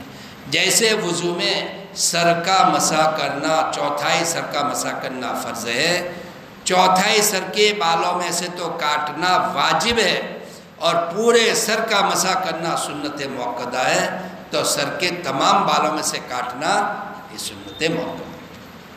یہ 4 کام کر لیے آپ کا عمرہ پورا ہو۔ اب آپ طواف کر رہے ہو، طواف کے درمیان میں اگر آپ کا وضو ٹوٹ گیا تو وہیں سے وضو کرنے چلے جاؤ، اور وضو کر کے جس چکر میں آپ کا وضو ٹوٹا ہے اس چکر کو پھر سے کرو۔ جب بھی طواف شروع کرو گے تو اس کا پورا کرنا واجب ہے آپ پر، چاہے وہ نفل طواف ہو۔ نفل طواف تو یہی کپڑوں میں ہو گئے سلے ہوئے، صحیح نفل نہیں ہے، صحیح نفل خالی عمرے میں ہی ہے، نفل نہیں ہے۔ ہاں اللہ کے گھر کا طواف یہ نفل ہوتا ہے۔ جب نفل طواف کرو گے تو وہی کام حجر اسود سے پہلے آئے، اے اللہ تیرے گھر کے طواف کی نیت کرتا ہوں، آسان فرما، قبول فرما، آئے بسم اللہ پر نفل طواف شروع کر دیں۔ 7 چکر ہے، 2 چکر لگائے، پھر آپ کا تھک گیا ہوں، کوئی بات نہیں، بیٹھ جاؤ، پھر لگا لو۔ اس کو پورا کرنا واجب ہے، ورنہ دم آئے گا۔ جب شروع کر دیا تو اس کا پورا کرنا واجب، شروع نہیں کیا ہے تو کوئی بات نہیں، لیکن جب طواف شروع کر دو تو آپ کو چلو 4 چکر لگائے، نفلی ہے، اب نہیں کرنا تو نہیں، پھر وہ آپ کو اس کو یا تو پورا کرو یا پھر دم دو۔ سمجھ میں آ گئی بات؟ اب اگر آپ لوگوں کو کچھ یاد ہو اور آپ کو کچھ پوچھنا ہو تو پوچھ لو، ہم اس کا جواب دے دیں۔ کسی کو بھی کوئی بھی مسئلہ عمرے کے متعلق کچھ بھی پوچھنا ہو، ذرا بھی شرم مت کرو، آپ پوچھ لو۔ ہاں اللہ کا ذکر کہیں بھی پڑھ سکتے، چوتھا کلمہ بھی اللہ کا ذکر ہے، لا الہ الا اللہ وحدہ لا شریک لہ لہ الملک ولہ الحمد یحیی ویمیت بیدہ الخیر وہو علی کل شیء قدیر۔ طواف کے دوران بھی پڑھ سکتے ہو، صفا مروہ کے درمیان بھی پڑھ سکتے ہو، اللہ کا ذکر کرنا ہے۔ طواف کے درمیان دعائیں کرو، بہتر اور اچھا ہے، خوب دعائیں کرو۔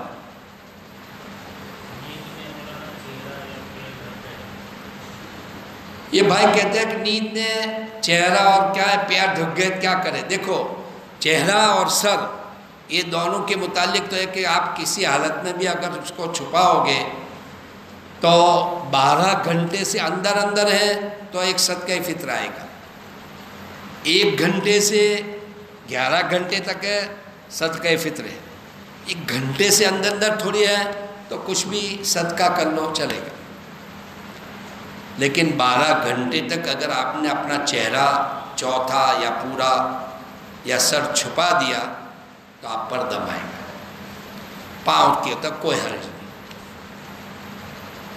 پاؤں کا سونے کی حالت میں تو جیسے ابھی چھت کے نیچے میں یوں کروں گا کہا چھت کے نیچے تو سر نہیں سب بھی چھپا ہے کوئی حرج نہیں، لیکن چہرہ اگر چادر ڈال دی تو یہ چھپانا۔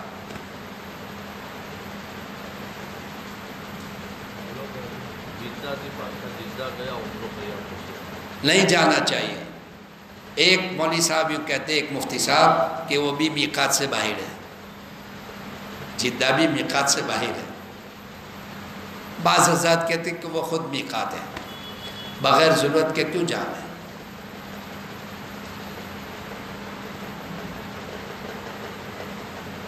اصل میں میقات جو ہے نا، 4 میقات بیان کی تھی، 4 سمتوں کے۔ بعض یہ ہیں اب جن اس وقت اس زمانے میں اور جگہ سے مسلم ممالک تھے نہیں، اور وہاں سے آنے کے لیے اب یوں آ رہے ہیں، تو حضرت عمر رضی اللہ تعالیٰ عنہ نے میقات کا محاذ بیان کیا تھا، اس میقات سے اس یہاں تک جو بھی تمام کے لیے میقات۔ تو اس طور پر جدہ یوں کہتے ہیں کہ 2 میقاتوں سے ملاتے تو اس سے باہر ہے، تو میقات سے باہر ہے۔ بعض کہتے ہیں وہی میقات ہے، اس لیے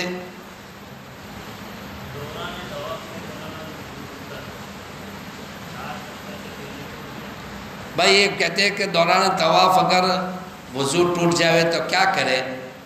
دیکھو مسئلہ اس کا یہ ہے، علماء نے لکھا ہے کہ 1-2 چکر کے بعد اگر وضو ٹوٹ گیا ہو تو وضو کر کے پھر سے وہ طواف کر لو پورا، اور اگر کوئی آدمی وہ ایک پورا چکر ہو گیا تھا دوسرے چکر میں ٹوٹا وہ ایک بھی گن لے گا تو بھی چلے گا، سمجھے؟ 2 باتیں ہیں، 3 چکر تک مت گنو پھر سے کر لو، ایسا بعض حضرات بعض علماء کہتے ہیں۔ اور اگر کوئی آدمی کہ بھئی اتنا لمبا چلوں کروں کہاں، لہذا جس چکر میں ٹوٹا ہے وہی میں لوٹا دو تو بھی چلے گا، کوئی بات نہیں۔ تیسرے میں ٹوٹا 2 تو گن لیے، تیسرا میں ایسے کر لو تو بھی چل جائے گا۔ کیسے؟ زندوں سے کر سکتے ہو، مردوں کی طرف سے کر سکتے ہو، سب کی طرف سے کرتے ہو۔ جیسے ابھی اس وقت کوئی آدمی اپنے ثواب کو بخشنا چاہتا ہو، زندوں مردوں ہر ایک کو بخش سکتا ہے، اسی طور پر یہ عبادت بھی ایسی ہے کہ وہ ہر ایک کی طرف سے کر سکتا ہے۔ اور دم حدود حرم میں ہی دینا، جب کسی چیز میں اور کوئی بھول کی وجہ سے دم واجب ہوگا تو دم کو حدود حرم میں ہی دینا پڑے گا وہیں، اور صدقہ واجب ہوگا تو اپنے مکان پر آ کر بھی کر سکتے۔ مثلا کوئی بھول ہوئی جس کے بدلے میں آپ کا صدقہ فطرہ واجب ہوا تو وہ اپنے مقام پر آ کر دنیا میں کہیں بھی ادا کر سکتے، لیکن دم تو ایسی چیز ہے جو وہیں ذبح کرنی پڑے۔ ہر چکر میں گوشہ دیتے وقت پھر قبلہ کی طرف، حجر اسود کی طرف ہم نے کہا طواف کے دوران میں تو اپنے سینے کو اور چہرے کو نہیں کرنا، لیکن جس وقت استلام کا وقت آئے حجر اسود کے سامنے ہے اس وقت ہے تو اس وقت اگر آپ کی سینہ بھی ہو جائے کوئی بات نہیں، کر سکتے حجر اسود کے ساتھ، اس لیے کہ ایک چکر کا عمل پورا ہوا، اب وہ دوسرا چکر شروع کرنا اس سے پہلے۔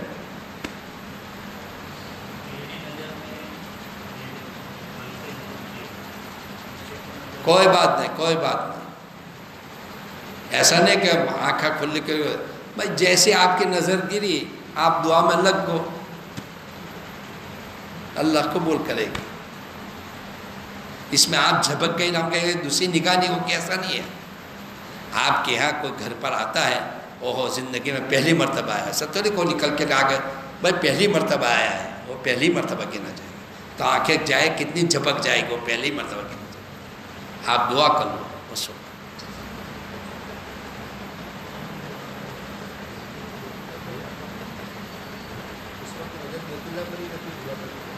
نہیں نہیں، وہ تو یوں بہتر ہے، پہلی مرتبہ جا رہے ہیں بیت اللہ کی طرف دیکھتے ہوئے اللہ سے دعا مانگ رہے ہیں، اللہ کو قبول کرے اور ہٹا بھی لوگے کوئی بات نہیں، لیکن جو یہ ایک چیز ایسی، بعض چیزیں ایسی ہیں جو انسان کو چاہے گھنٹوں بھر دیکھتے رہو جی بھرے گا ہی نہیں. اسی لیے تو ہے نا 20 رحمتیں خالی دیکھنے والوں کو ملتی ہے. بیت اللہ کو آپ تھکے باندھے ہو بیٹھے رہو، بس بیت اللہ کو دیکھتے رہو، جی بھرے گا ہی نہیں کبھی بیت اللہ کو دیکھتے ہی. کیا جائے؟ اچھا آپ نے نماز پڑھ رہے ہو تو نماز میں کیا مسئلہ ہے؟ 2 رکعت ہوئی 3 رکعت ہوئی، وہی مسئلہ وہاں طواف کا ہے. آپ نے چکر لگایا، وہ رکھو آپ کے پاس 7 تسبیح آتی ہے، یہاں سے شروع کیا پورا ہو جاتی اکٹھا. اور اگر کوئی بھول گیا کہ میرا تیسرا ہے کہ چوتھا ہے، آپ اپنے دل سے پوچھو کون کتنا ہوا، یقینی طور پر کون سے پر ہے اس پر عمل کرو. دل میں یقین ہے 3 ہی ہوئے ہیں، اور وہم یوں کہتا ہے کہ چاہ تو یقین پر عمل کرو، وہم کو چھوڑو.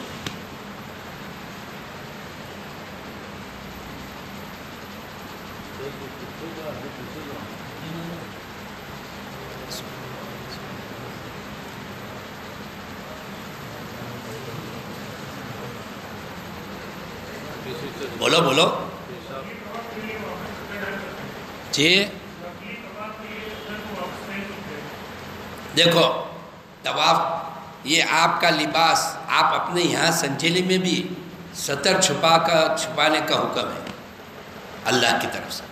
آپ یہاں بھی چادریں باندھ کر گھومیں گے تو کوئی بات نہیں، ایسے وہاں بھی پورے سفر میں چادریں باندھ کر پر سطر چھپائے رکھو گے کوئی بات نہیں. یہ چادریں ڈالنے سے آپ محرم نہیں بنتے، وہ تو نیت کر کے لبیک پڑھو گے تبھی محرم بنو گے.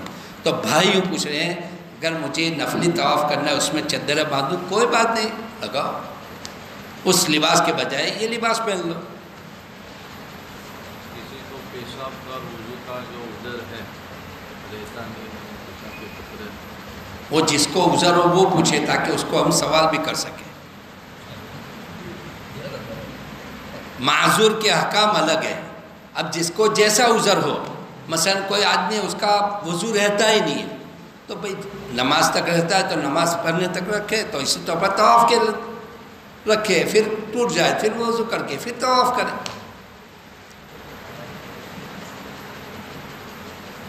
یعنی معذور کے احکام الگ ہے. جس کو جس لائن کا عذر ہو وہ عذر والا پوچھے گا اس کو، اس کے یوں ہی سوالات کھڑے مت کرو.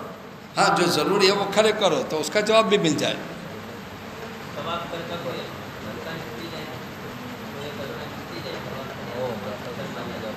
کیا چھوٹ گیا؟ کون سا رکن؟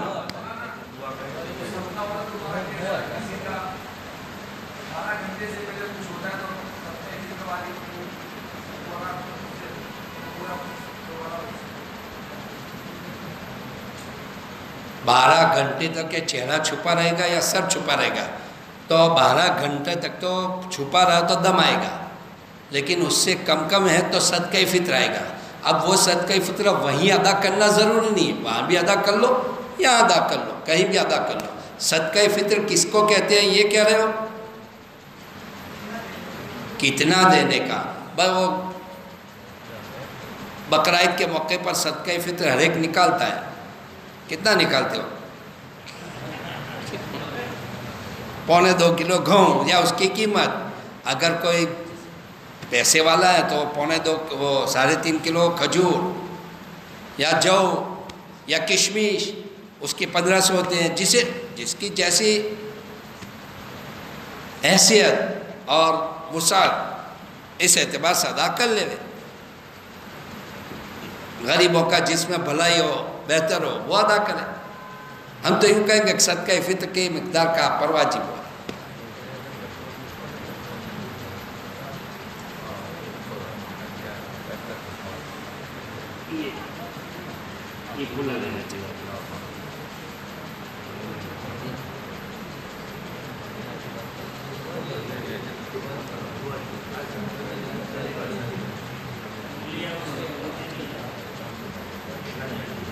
یہ ہڈی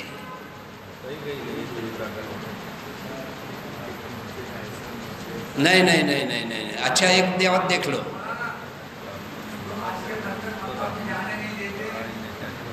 وہ اس لیے میں نے کہہ دیا آپ کو جو لباس پہننا ہو پہن سکتے ہو، وہ تو ہر ایک اپنے اپنے اعتبار سے سوچے ہوں گے.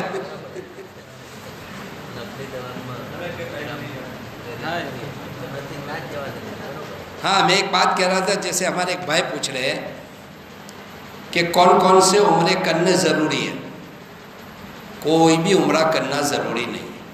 آپ کا یہاں سے بھی جانا عمرے کے لیے ضروری نہیں ہے. اللہ نے آپ کو توفیق دی ہے، جا رہے ہو، سنت موقدہ ہے عمرہ. اب یہاں سے جیسے گئے بیت اللہ کے ارادے سے، تو پھر میقات سے کوئی بھی احرام ہونا واجب ہے، آپ نے عمرہ کر لیا. اب اس کے بعد آپ کو کوئی بھی عمرہ کرنا ضروری نہیں ہے. مسجد عائشہ کا یا جعیرانہ کا یا کہیں کا بھی کرنا اب آپ کے ذمہ ضرور نہیں. اب بیت اللہ پہنچ گئے اور بیت اللہ پہنچنے کے بعد یہاں سے عمرے کی نیت سے گئے، عمرہ ادا کر لیا. اب آپ پر کوئی چیز نہیں، آپ طواف کرتے رہو. ہاں آپ کو اگر عمرہ کرنا ہے تو آپ حدود حرم کے باہر جاؤ گے اور وہی چیزیں جو ابھی ہم نے بتائی وہ کرو گے. یعنی وہاں سے نیت کر کے لبیک پڑھو گے، یہ احرام کے اندر داخل ہو جاؤ گے اور وہاں آ کے یہاں آ کر پھر تمام کام کرو.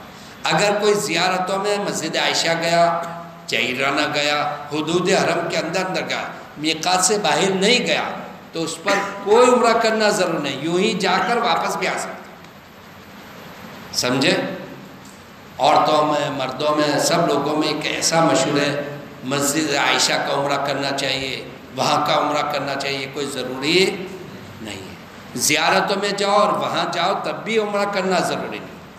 حدود حرم کے باہر چلے جاؤ تب بھی کوئی بات نہیں. میقات سے باہر چلے جاؤ گے پھر واپس مکہ آؤ گے تو عمرہ ضروری ہے.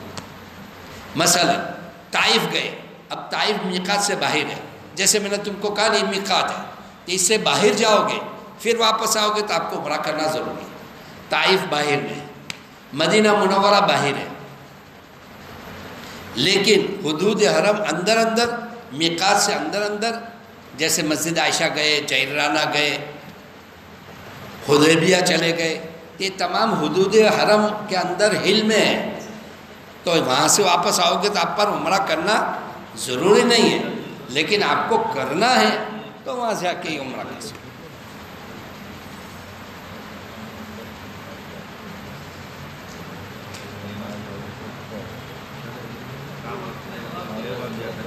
طواف ہر وقت کر سکتے ہو. نماز، فرض نماز کھڑی ہو گئی تو نہیں کر سکتے، اس وقت نماز فرض ادا کرنا ہے، ورنہ طواف تو ہر وقت کر سکتے. نماز مکروہ وقت میں نہیں پڑھ سکتے. صبح صادق کے بعد 2 سنت پڑھی، اس کے بعد جب تک سورج طلوع ہو کر بلند ہو جائے، یہ وقت نفل نماز پڑھنے کا نہیں ہے. طواف کر سکتے. عصر کے فرض ادا کرنے کے بعد غروب تک نفل نماز نہیں پڑھ سکتے، طواف کر سکتے. طواف کے لیے کوئی وقت مکروہ نہیں ہے. ہاں جب فرض نماز کھڑی ہو جائے تو اس وقت نہیں کر سکتے. جب امام خطبے کے لیے کھڑا ہو گیا تو اس وقت طواف بھی نہیں کر سکتے، نماز بھی نہیں پڑھ سکتے.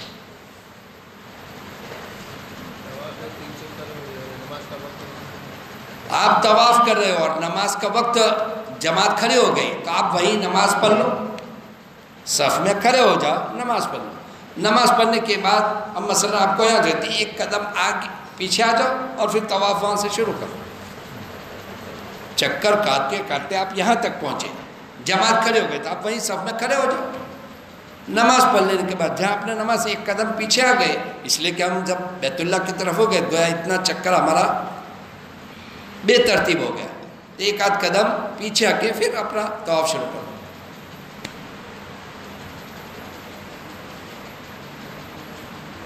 ٹھیک ہے کچھ پوچھنا ہے؟ اچھا دیکھو، اللہ کے رسول صلی اللہ علیہ وسلم کے روضہ اطہر کی زیارت کرنا یہ بھی بہت بڑی بات ہے. من زار قبری وجبت لہو شفاعتی، جس نے میری قبر کی زیارت کی اس کے لیے میری شفاعت واجب. حضرت محمد رسول اللہ صلی اللہ علیہ وسلم کہ روزہ اطہر کی زیارت کے لیے جانا یہ بہت بڑی عبادت ہے، اس کی ترغیب بھی دی گئی ہے اور اس کے لیے بڑے فضائل بھی آتے ہیں، بلکہ یوں آتا ہے من حج فلم یزرنی فقد جفانی، جو آدمی وہاں پر پہنچا اور آپ صلی اللہ علیہ وسلم کے روزہ اطہر کی زیارت نہ کی، اس نے ظلم کیا، بڑا ظلم کیا۔ خیر کوئی مومن ایسا نہیں ہوتا ہوگا کہ جو وہاں جائے اور رسول اللہ صلی اللہ علیہ وسلم کی زیارت کے لیے نہ جائے، ہر ایک جاتا ہے۔ تو آپ صلی اللہ علیہ وسلم کی زیارت، آپ کے قبر اطہر کی زیارت کرنا بہت بڑی بات ہے۔ ہم جب یہاں سے فارغ ہو جاوے اور ہمارا یہاں سے سفر ہو اور بیت اللہ کو چھوڑنے کا موقع ہو، چھوڑ کر جا رہے ہو، تو ہم آخر میں بیت اللہ کا آخری طواف جب کر رہے ہو تو طواف کرتے ہوئے اللہ سے دعا کر رہے ہو، خوب روتے ہوئے دعا کر رہے ہو اور اللہ سے کہہ رہے ہو اللہ ہمارا یہ آنا آخری آنا نہ ہو، جب تک زندگی باقی ہے بار بار اپنے گھر کی زیارت نصیب فرما۔ اس کی دعا کر رہے ہو اور دعا کرتے ہوئے اللہ سے کہہ کر ایک بہت قیمتی چیز، ایک آدمی کی بہت قیمتی چیز جب ہاتھ سے چھوٹ رہی ہو اور نکل رہی ہو تو کیسا روتا ہے، روتے ہوئے بیت اللہ کو چھوڑ کر ہم جا رہے ہیں۔ آپ صلی اللہ علیہ وسلم کر جب دشمنوں نے وہاں رہنا مشکل کر دیا اور آپ جب چھوڑ کر جا رہے تھے، ہجرت کر رہے تھے، تو مکہ کی طرف نگاہ کی اور کہا دنیا میں کوئی ایسا شہر نہیں ہے جو مجھے محبوب ہو، تو اس سے زیادہ محبوب کوئی شہر نہیں ہے۔ میری قوم اگر مجھے مجبور نہ کرتی تو تجھے میں چھوڑ کر کہیں نہ جاتا۔ آپ صلی اللہ علیہ وسلم چھوڑ کر، لہذا ہم بھی روتے ہوئے چھوڑ کر جاوے اور جاتے ہوئے پھر اب مدینہ منورہ کا سفر ہو رہا ہے تو جتنا ہو سکے خوب درود شریف پڑھے اور درود شریف پڑھتے ہوئے ہم جا رہے ہیں۔ مدینہ طیبہ میں سنت کے مطابق داخل ہوتے ہوئے اپنے بلڈنگ میں گئے، غسل کیا، اچھے سے کپڑے بدلے اور مرد حضرات خوشبو لگائے اور مسجد نبی میں مسجد نبی میں جا کر سب سے پہلے 2 رکعت نماز پڑھے، تحیۃ المسجد کی، اللہ سے دعا کرے، اللہ تعالیٰ نے اپنے گھر کی حرم محترم کی بھی زیارت نصیب فرمائی، اس کا شکر ادا کرے، اور حضرت محمد رسول اللہ صلی اللہ علیہ وسلم کے روزہ اطہر کی زیارت نصیب فرمائی، اللہ سے دعا کرے جیسے تیرے نیک بندوں اور اولیاء کی زیارت کو تو قبول فرماتا ہے، ہماری بھی قبول فرما اور یہاں کی بے ادبی سے ہماری حفاظت۔ یہ دعا کرتے ہوئے اب ہم کیا ہیں، روزہ اطہر کی زیارت کے لیے آئیں گے۔ روزہ اطہر ایسا کا سمجھو یہاں ہے، مسجد بہت بڑی ہے، اس طرف سے چلتے ہوئے آؤ گے، ادھر ادھر دیکھنے کے بجائے نیچے نگاہ کرتے ہوئے درود شریف پڑھتے ہوئے اللہ کے رسول صلی اللہ علیہ وسلم کے روزہ اطہر پر آئیں گے۔ وہ ایسی کمان لگی ہوئی ہے، پہلی کمان، پھر بیچ والی کمان، تیسری کمان، پہلی کمان کی طرف نہیں، بیچ والی کمان جو ہے وہاں پر 3 سوراخ ہے، پہلے بڑے سوراخ ہے، تو یوں آؤ گے پھر ذرا یوں نیچے نگاہ کرتے ہوئے کھڑے ہو کر گویا آپ صلی اللہ علیہ وسلم آرام فرمائیں، میں آپ صلی اللہ علیہ وسلم کے سامنے ہوں، میں جو کچھ بول رہا ہوں اللہ کے رسول سن رہے ہیں، لہذا السلام علیکہ یا رسول اللہ، اطمینان سے اور محبت بھرے لہجے میں ہم صلاۃ و سلام پڑھیں۔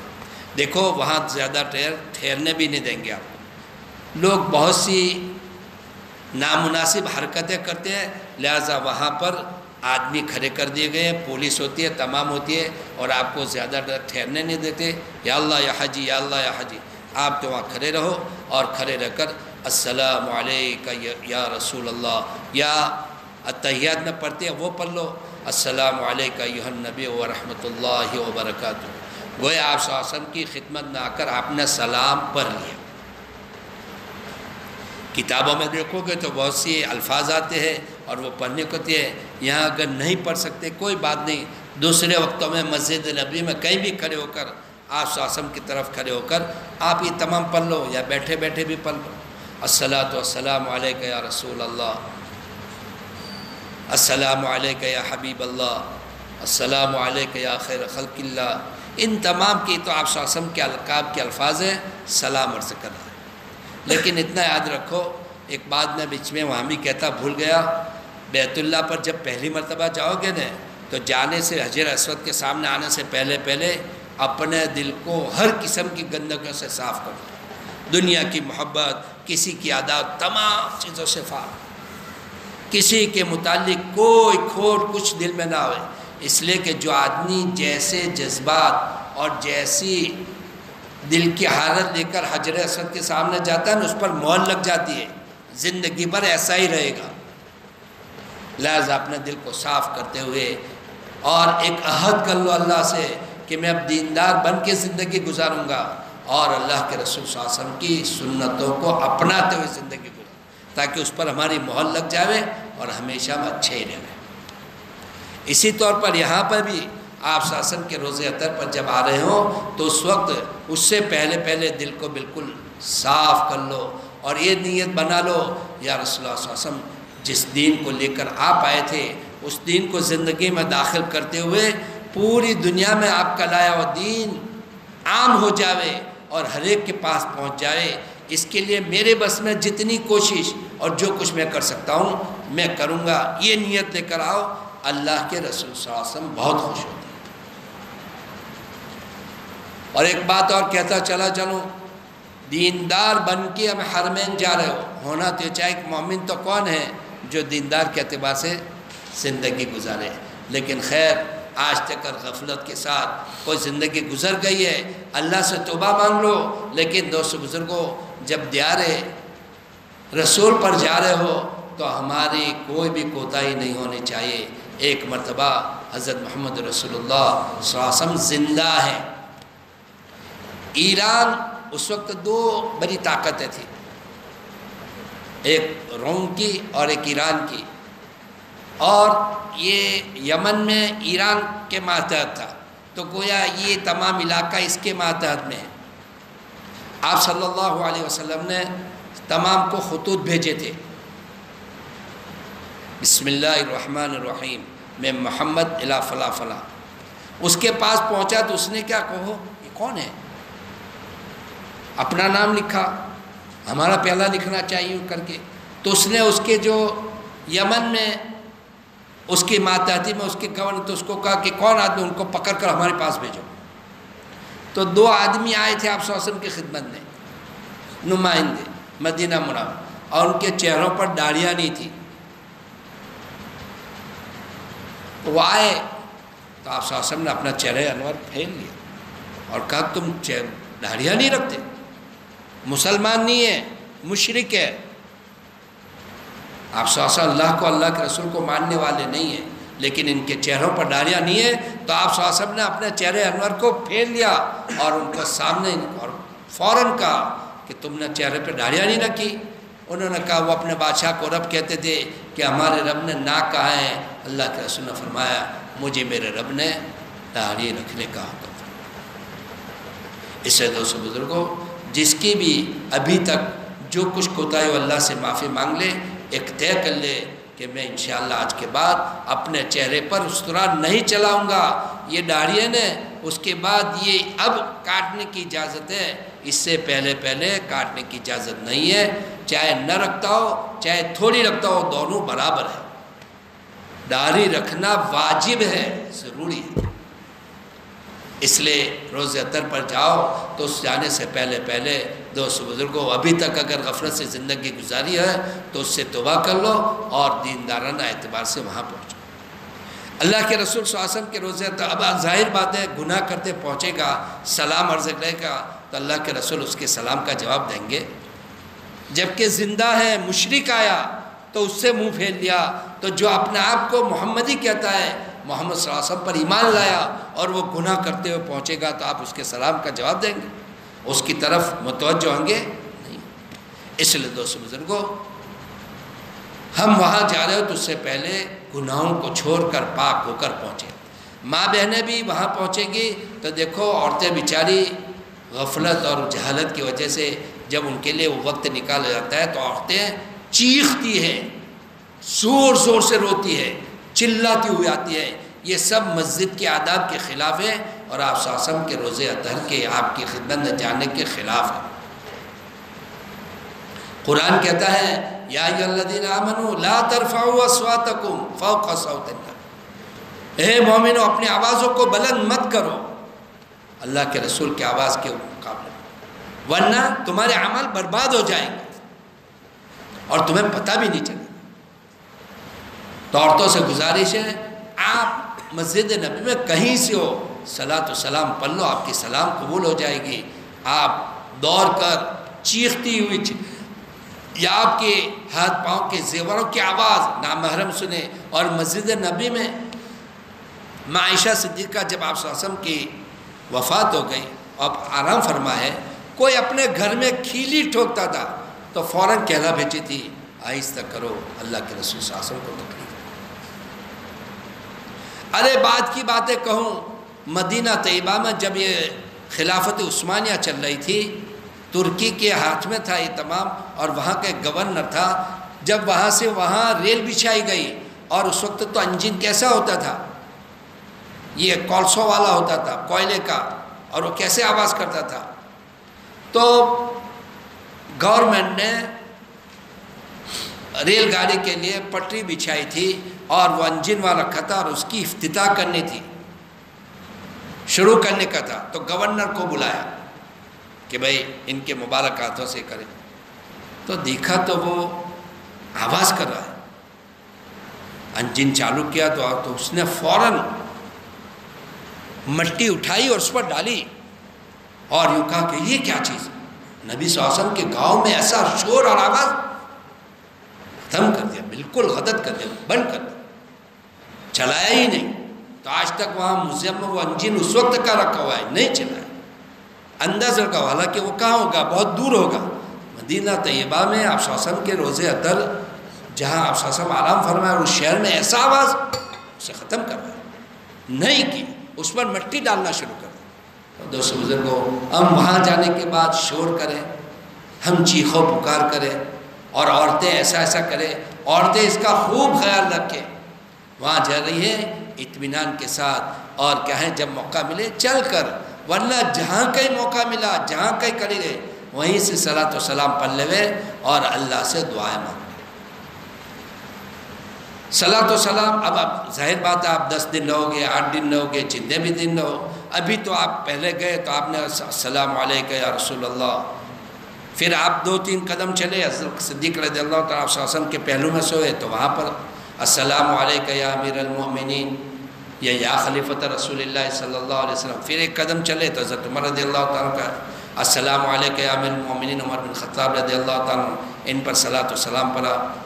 بعد میں کسی وقت بھی مسجد نبوی میں کہیں بھی رہ کر صلاۃ و سلام پڑھو، اور اللہ کے رسول صلی اللہ علیہ وسلم سے درخواست کرو شفاعت کی، اسألک الشفاع، یا رسول اللہ صلی اللہ علیہ وسلم شفاعت کی درخواست کرتا ہوں، میرے لیے آپ قیامت کے دن شفاعت فرمائیں، اور اللہ تبارک تعالیٰ سے درخواست کرے کہ اللہ مجھے معاف فرما دے اور میری موت آپ کی ملت اور آپ کی کیا ہے سنت پر ہو۔ اس کے آپ لوگوں نے آپ کو سلام کرنے کو کہا ہوگا، ہم بھی آپ کو کہتے ہیں کہ سلام ہمارا بھی عرض کر دینا، تو وہاں پر جا کر یا تو کسی کا نام لے کر کہنا ہو تو اس کے باپ کا نام لے دیے، السلام علیکم یا رسول اللہ من عبدالرزاق ابن محمد، یا جس کا نام یاد ہے اس کے انہوں نے کہا ہے، یا یوں کہہ دو یا رسول اللہ صلی اللہ علیہ وسلم، بہت سے لوگوں نے آپ کو سلام عرض کیا ہے، ان تمام کی جانب سے آپ ان کے سلام کو قبول فرمائیں اور شفاعت کی درخواست کریں۔ مدینہ طیبہ میں دوست بزرگوں آپ رہو تو جتنا ہو سکے ہماری نمازیں مسجد نبوی میں ہو، اس کی فکر کرنا۔ جو آدمی 40 نمازیں وہاں پڑھ لیتا ہے اسے 2 پروانے ملتے ہیں، اللہ ایک تو جہنم سے اس کو بری فرماتے ہیں اور نفاق سے برات نصیب فرماتے ہیں، اور وہاں رہنے کے موقع پر ہمارے زبان سے وہاں کے رہنے والوں، وہاں کی چیزوں، کسی کے متعلق کوئی چیز بے ادبی کی نہ ہوتی۔ وہ لوگ کتنے خوش قسمت ہے کہ آپ صلی اللہ علیہ وسلم کا پڑوس نصیب ہو، کسی کی کوئی چیز تو ہم آنکھیں بند کر لیں لیکن زبان پر نہ لائیں۔ ایک قصہ سنا تھا، اور ایک قصہ مولانا پیر ذوالفقار دامت برکاتہم نے کسی بیان میں کہا ہے، سنا میں نے کہ ایک آدمی وہاں گیا اور بقالے کی دکان، جیسے اپنے یہاں دکان کریانہ کی ہوتی ہے نا، وہاں دکان ہوتی ہے جس میں ہر چیز ملتی ہے، تو چیزیں خریدنے گیا، یہ چیز دو، یہ چیز دو، یہ چیز دو، تو نکال کر دے رہا ہے۔ پھر اس نے دکاندار نے کہا کہ آپ کو دہی نہیں لینی، اس لیے کہ عرب حضرات دہی زیادہ کھاتے ہیں، اور وہاں والے دہی لیتے تو اس نے پوچھا دہی نہیں لینی. اس بندے نے یہ کہہ دیا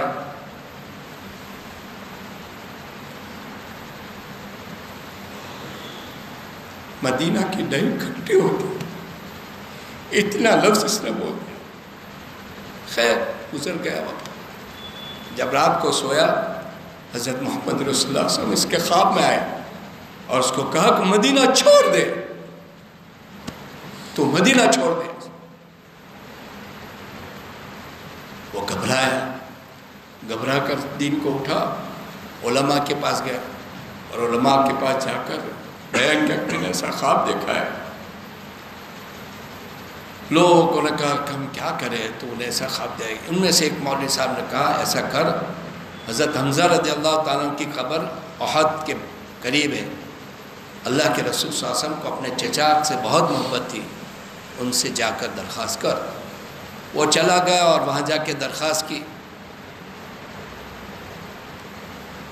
رات کو سویا تو حضرت حمزہ رضی اللہ خواب میں آئے اور آ کر کہا بھائی تو جلدی سے مدینہ چھوڑ دے ورنہ تیرے ایمان کے ختم ہو جانے کا خطرہ. تو دوستو بزرگوں, حرمین شریفین میں جاویں, وہاں کے لوگوں کی اور وہاں کی کسی کی کوئی بےعزتی اور کوئی چیز زبان پہ نہ لائے. اچھی لگے الحمدللہ, نہ لگے خاموشی اختیار کر. لیکن خواہ مخواہ کوئی چیز یا کسی چیز کی متعلق کچھ کہنا بولنا وغیرہ, اس سے پرہیز کرے. کوئی کسی چیز کے اعتبار سے کوئی کچھ کر رہا ہو, ہم اپنی نگاہیں نیچے کر لے اور یوں سمجھے کہ ان کو اللہ کے رسول صلی اللہ علیہ وسلم کا پروس نصیب ہے. ہر ایک سے اللہ حساب دیں گے, ہم کسی کا حساب نہ لیں. تو وہاں بہت سنبھل کر رہے اور سنبھل کر قدم رکھے. اور جب آخری وہاں زیارت, دیکھو کسی چیز کی زیارت کرنا واجب فرض نہیں ہے. بیت اللہ بھی جا کر عرفات میں جانا, مینا میں جانا, غار ثور پہ جانا, غار حرا پہ جانے کوئی ضروری نہیں ہے. بہت سے بیچارے معذور ہوتے ہیں, وہ سمجھتے ہیں کہ زیارت کرنی ضروری ہے, تو بیچارے پریشان ہوتے ہیں. کوئی زیارت ضروری نہیں ہے. ہاں گئے ہو اور تم کو جانا تو جا سکتے ہو, کہیں بھی جاؤ. تو یاد رکھنا کسی مسجد میں جاؤ تو مسجد میں مسجد کا حق ادا کرو. مسجد کا حق اور سلام یہ ہے 2 رکعت نماز پڑھو, سنت کے مطابق ہر چیز کو کرو.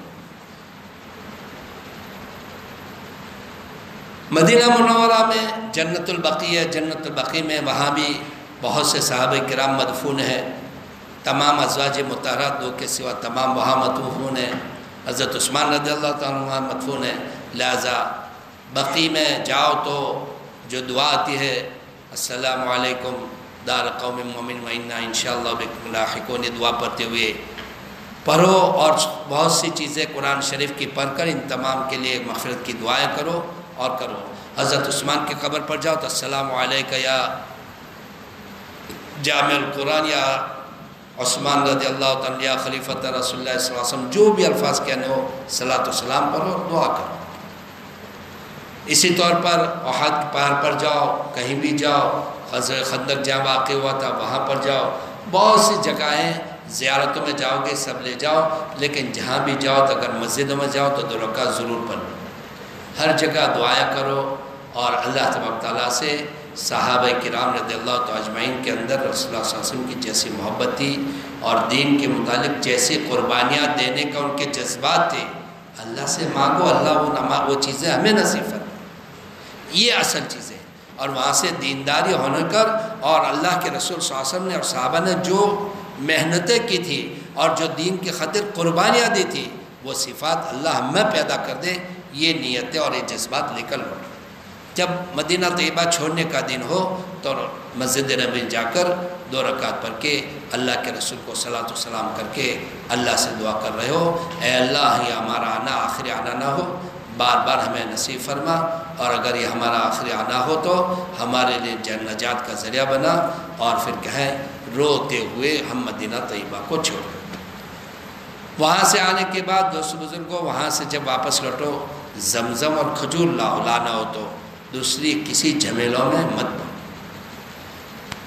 اللہ بیت اللہ پر جا کر اللہ کی محبت اور مدینہ منورہ جا کر رسول اللہ صلی اللہ علیہ وسلم کی سنتوں کے آپ صلی اللہ علیہ وسلم کی محبت لے کر ہم واپس لوٹ رہے ہو اور ہماری زندگی کا ورق پلٹا ہوا ہو. یعنی وہاں جانے سے پہلے اگر ہماری زندگی میں غفلت تھی، سستی تھی، نمازوں میں، قرآن کی تلاوت میں، ذکر و اذکار میں، توبہ من تمام میں، اب وہاں جانے کے بعد، آنے کے بعد ہماری زندگی کا ورق پلٹا ہوا ہو.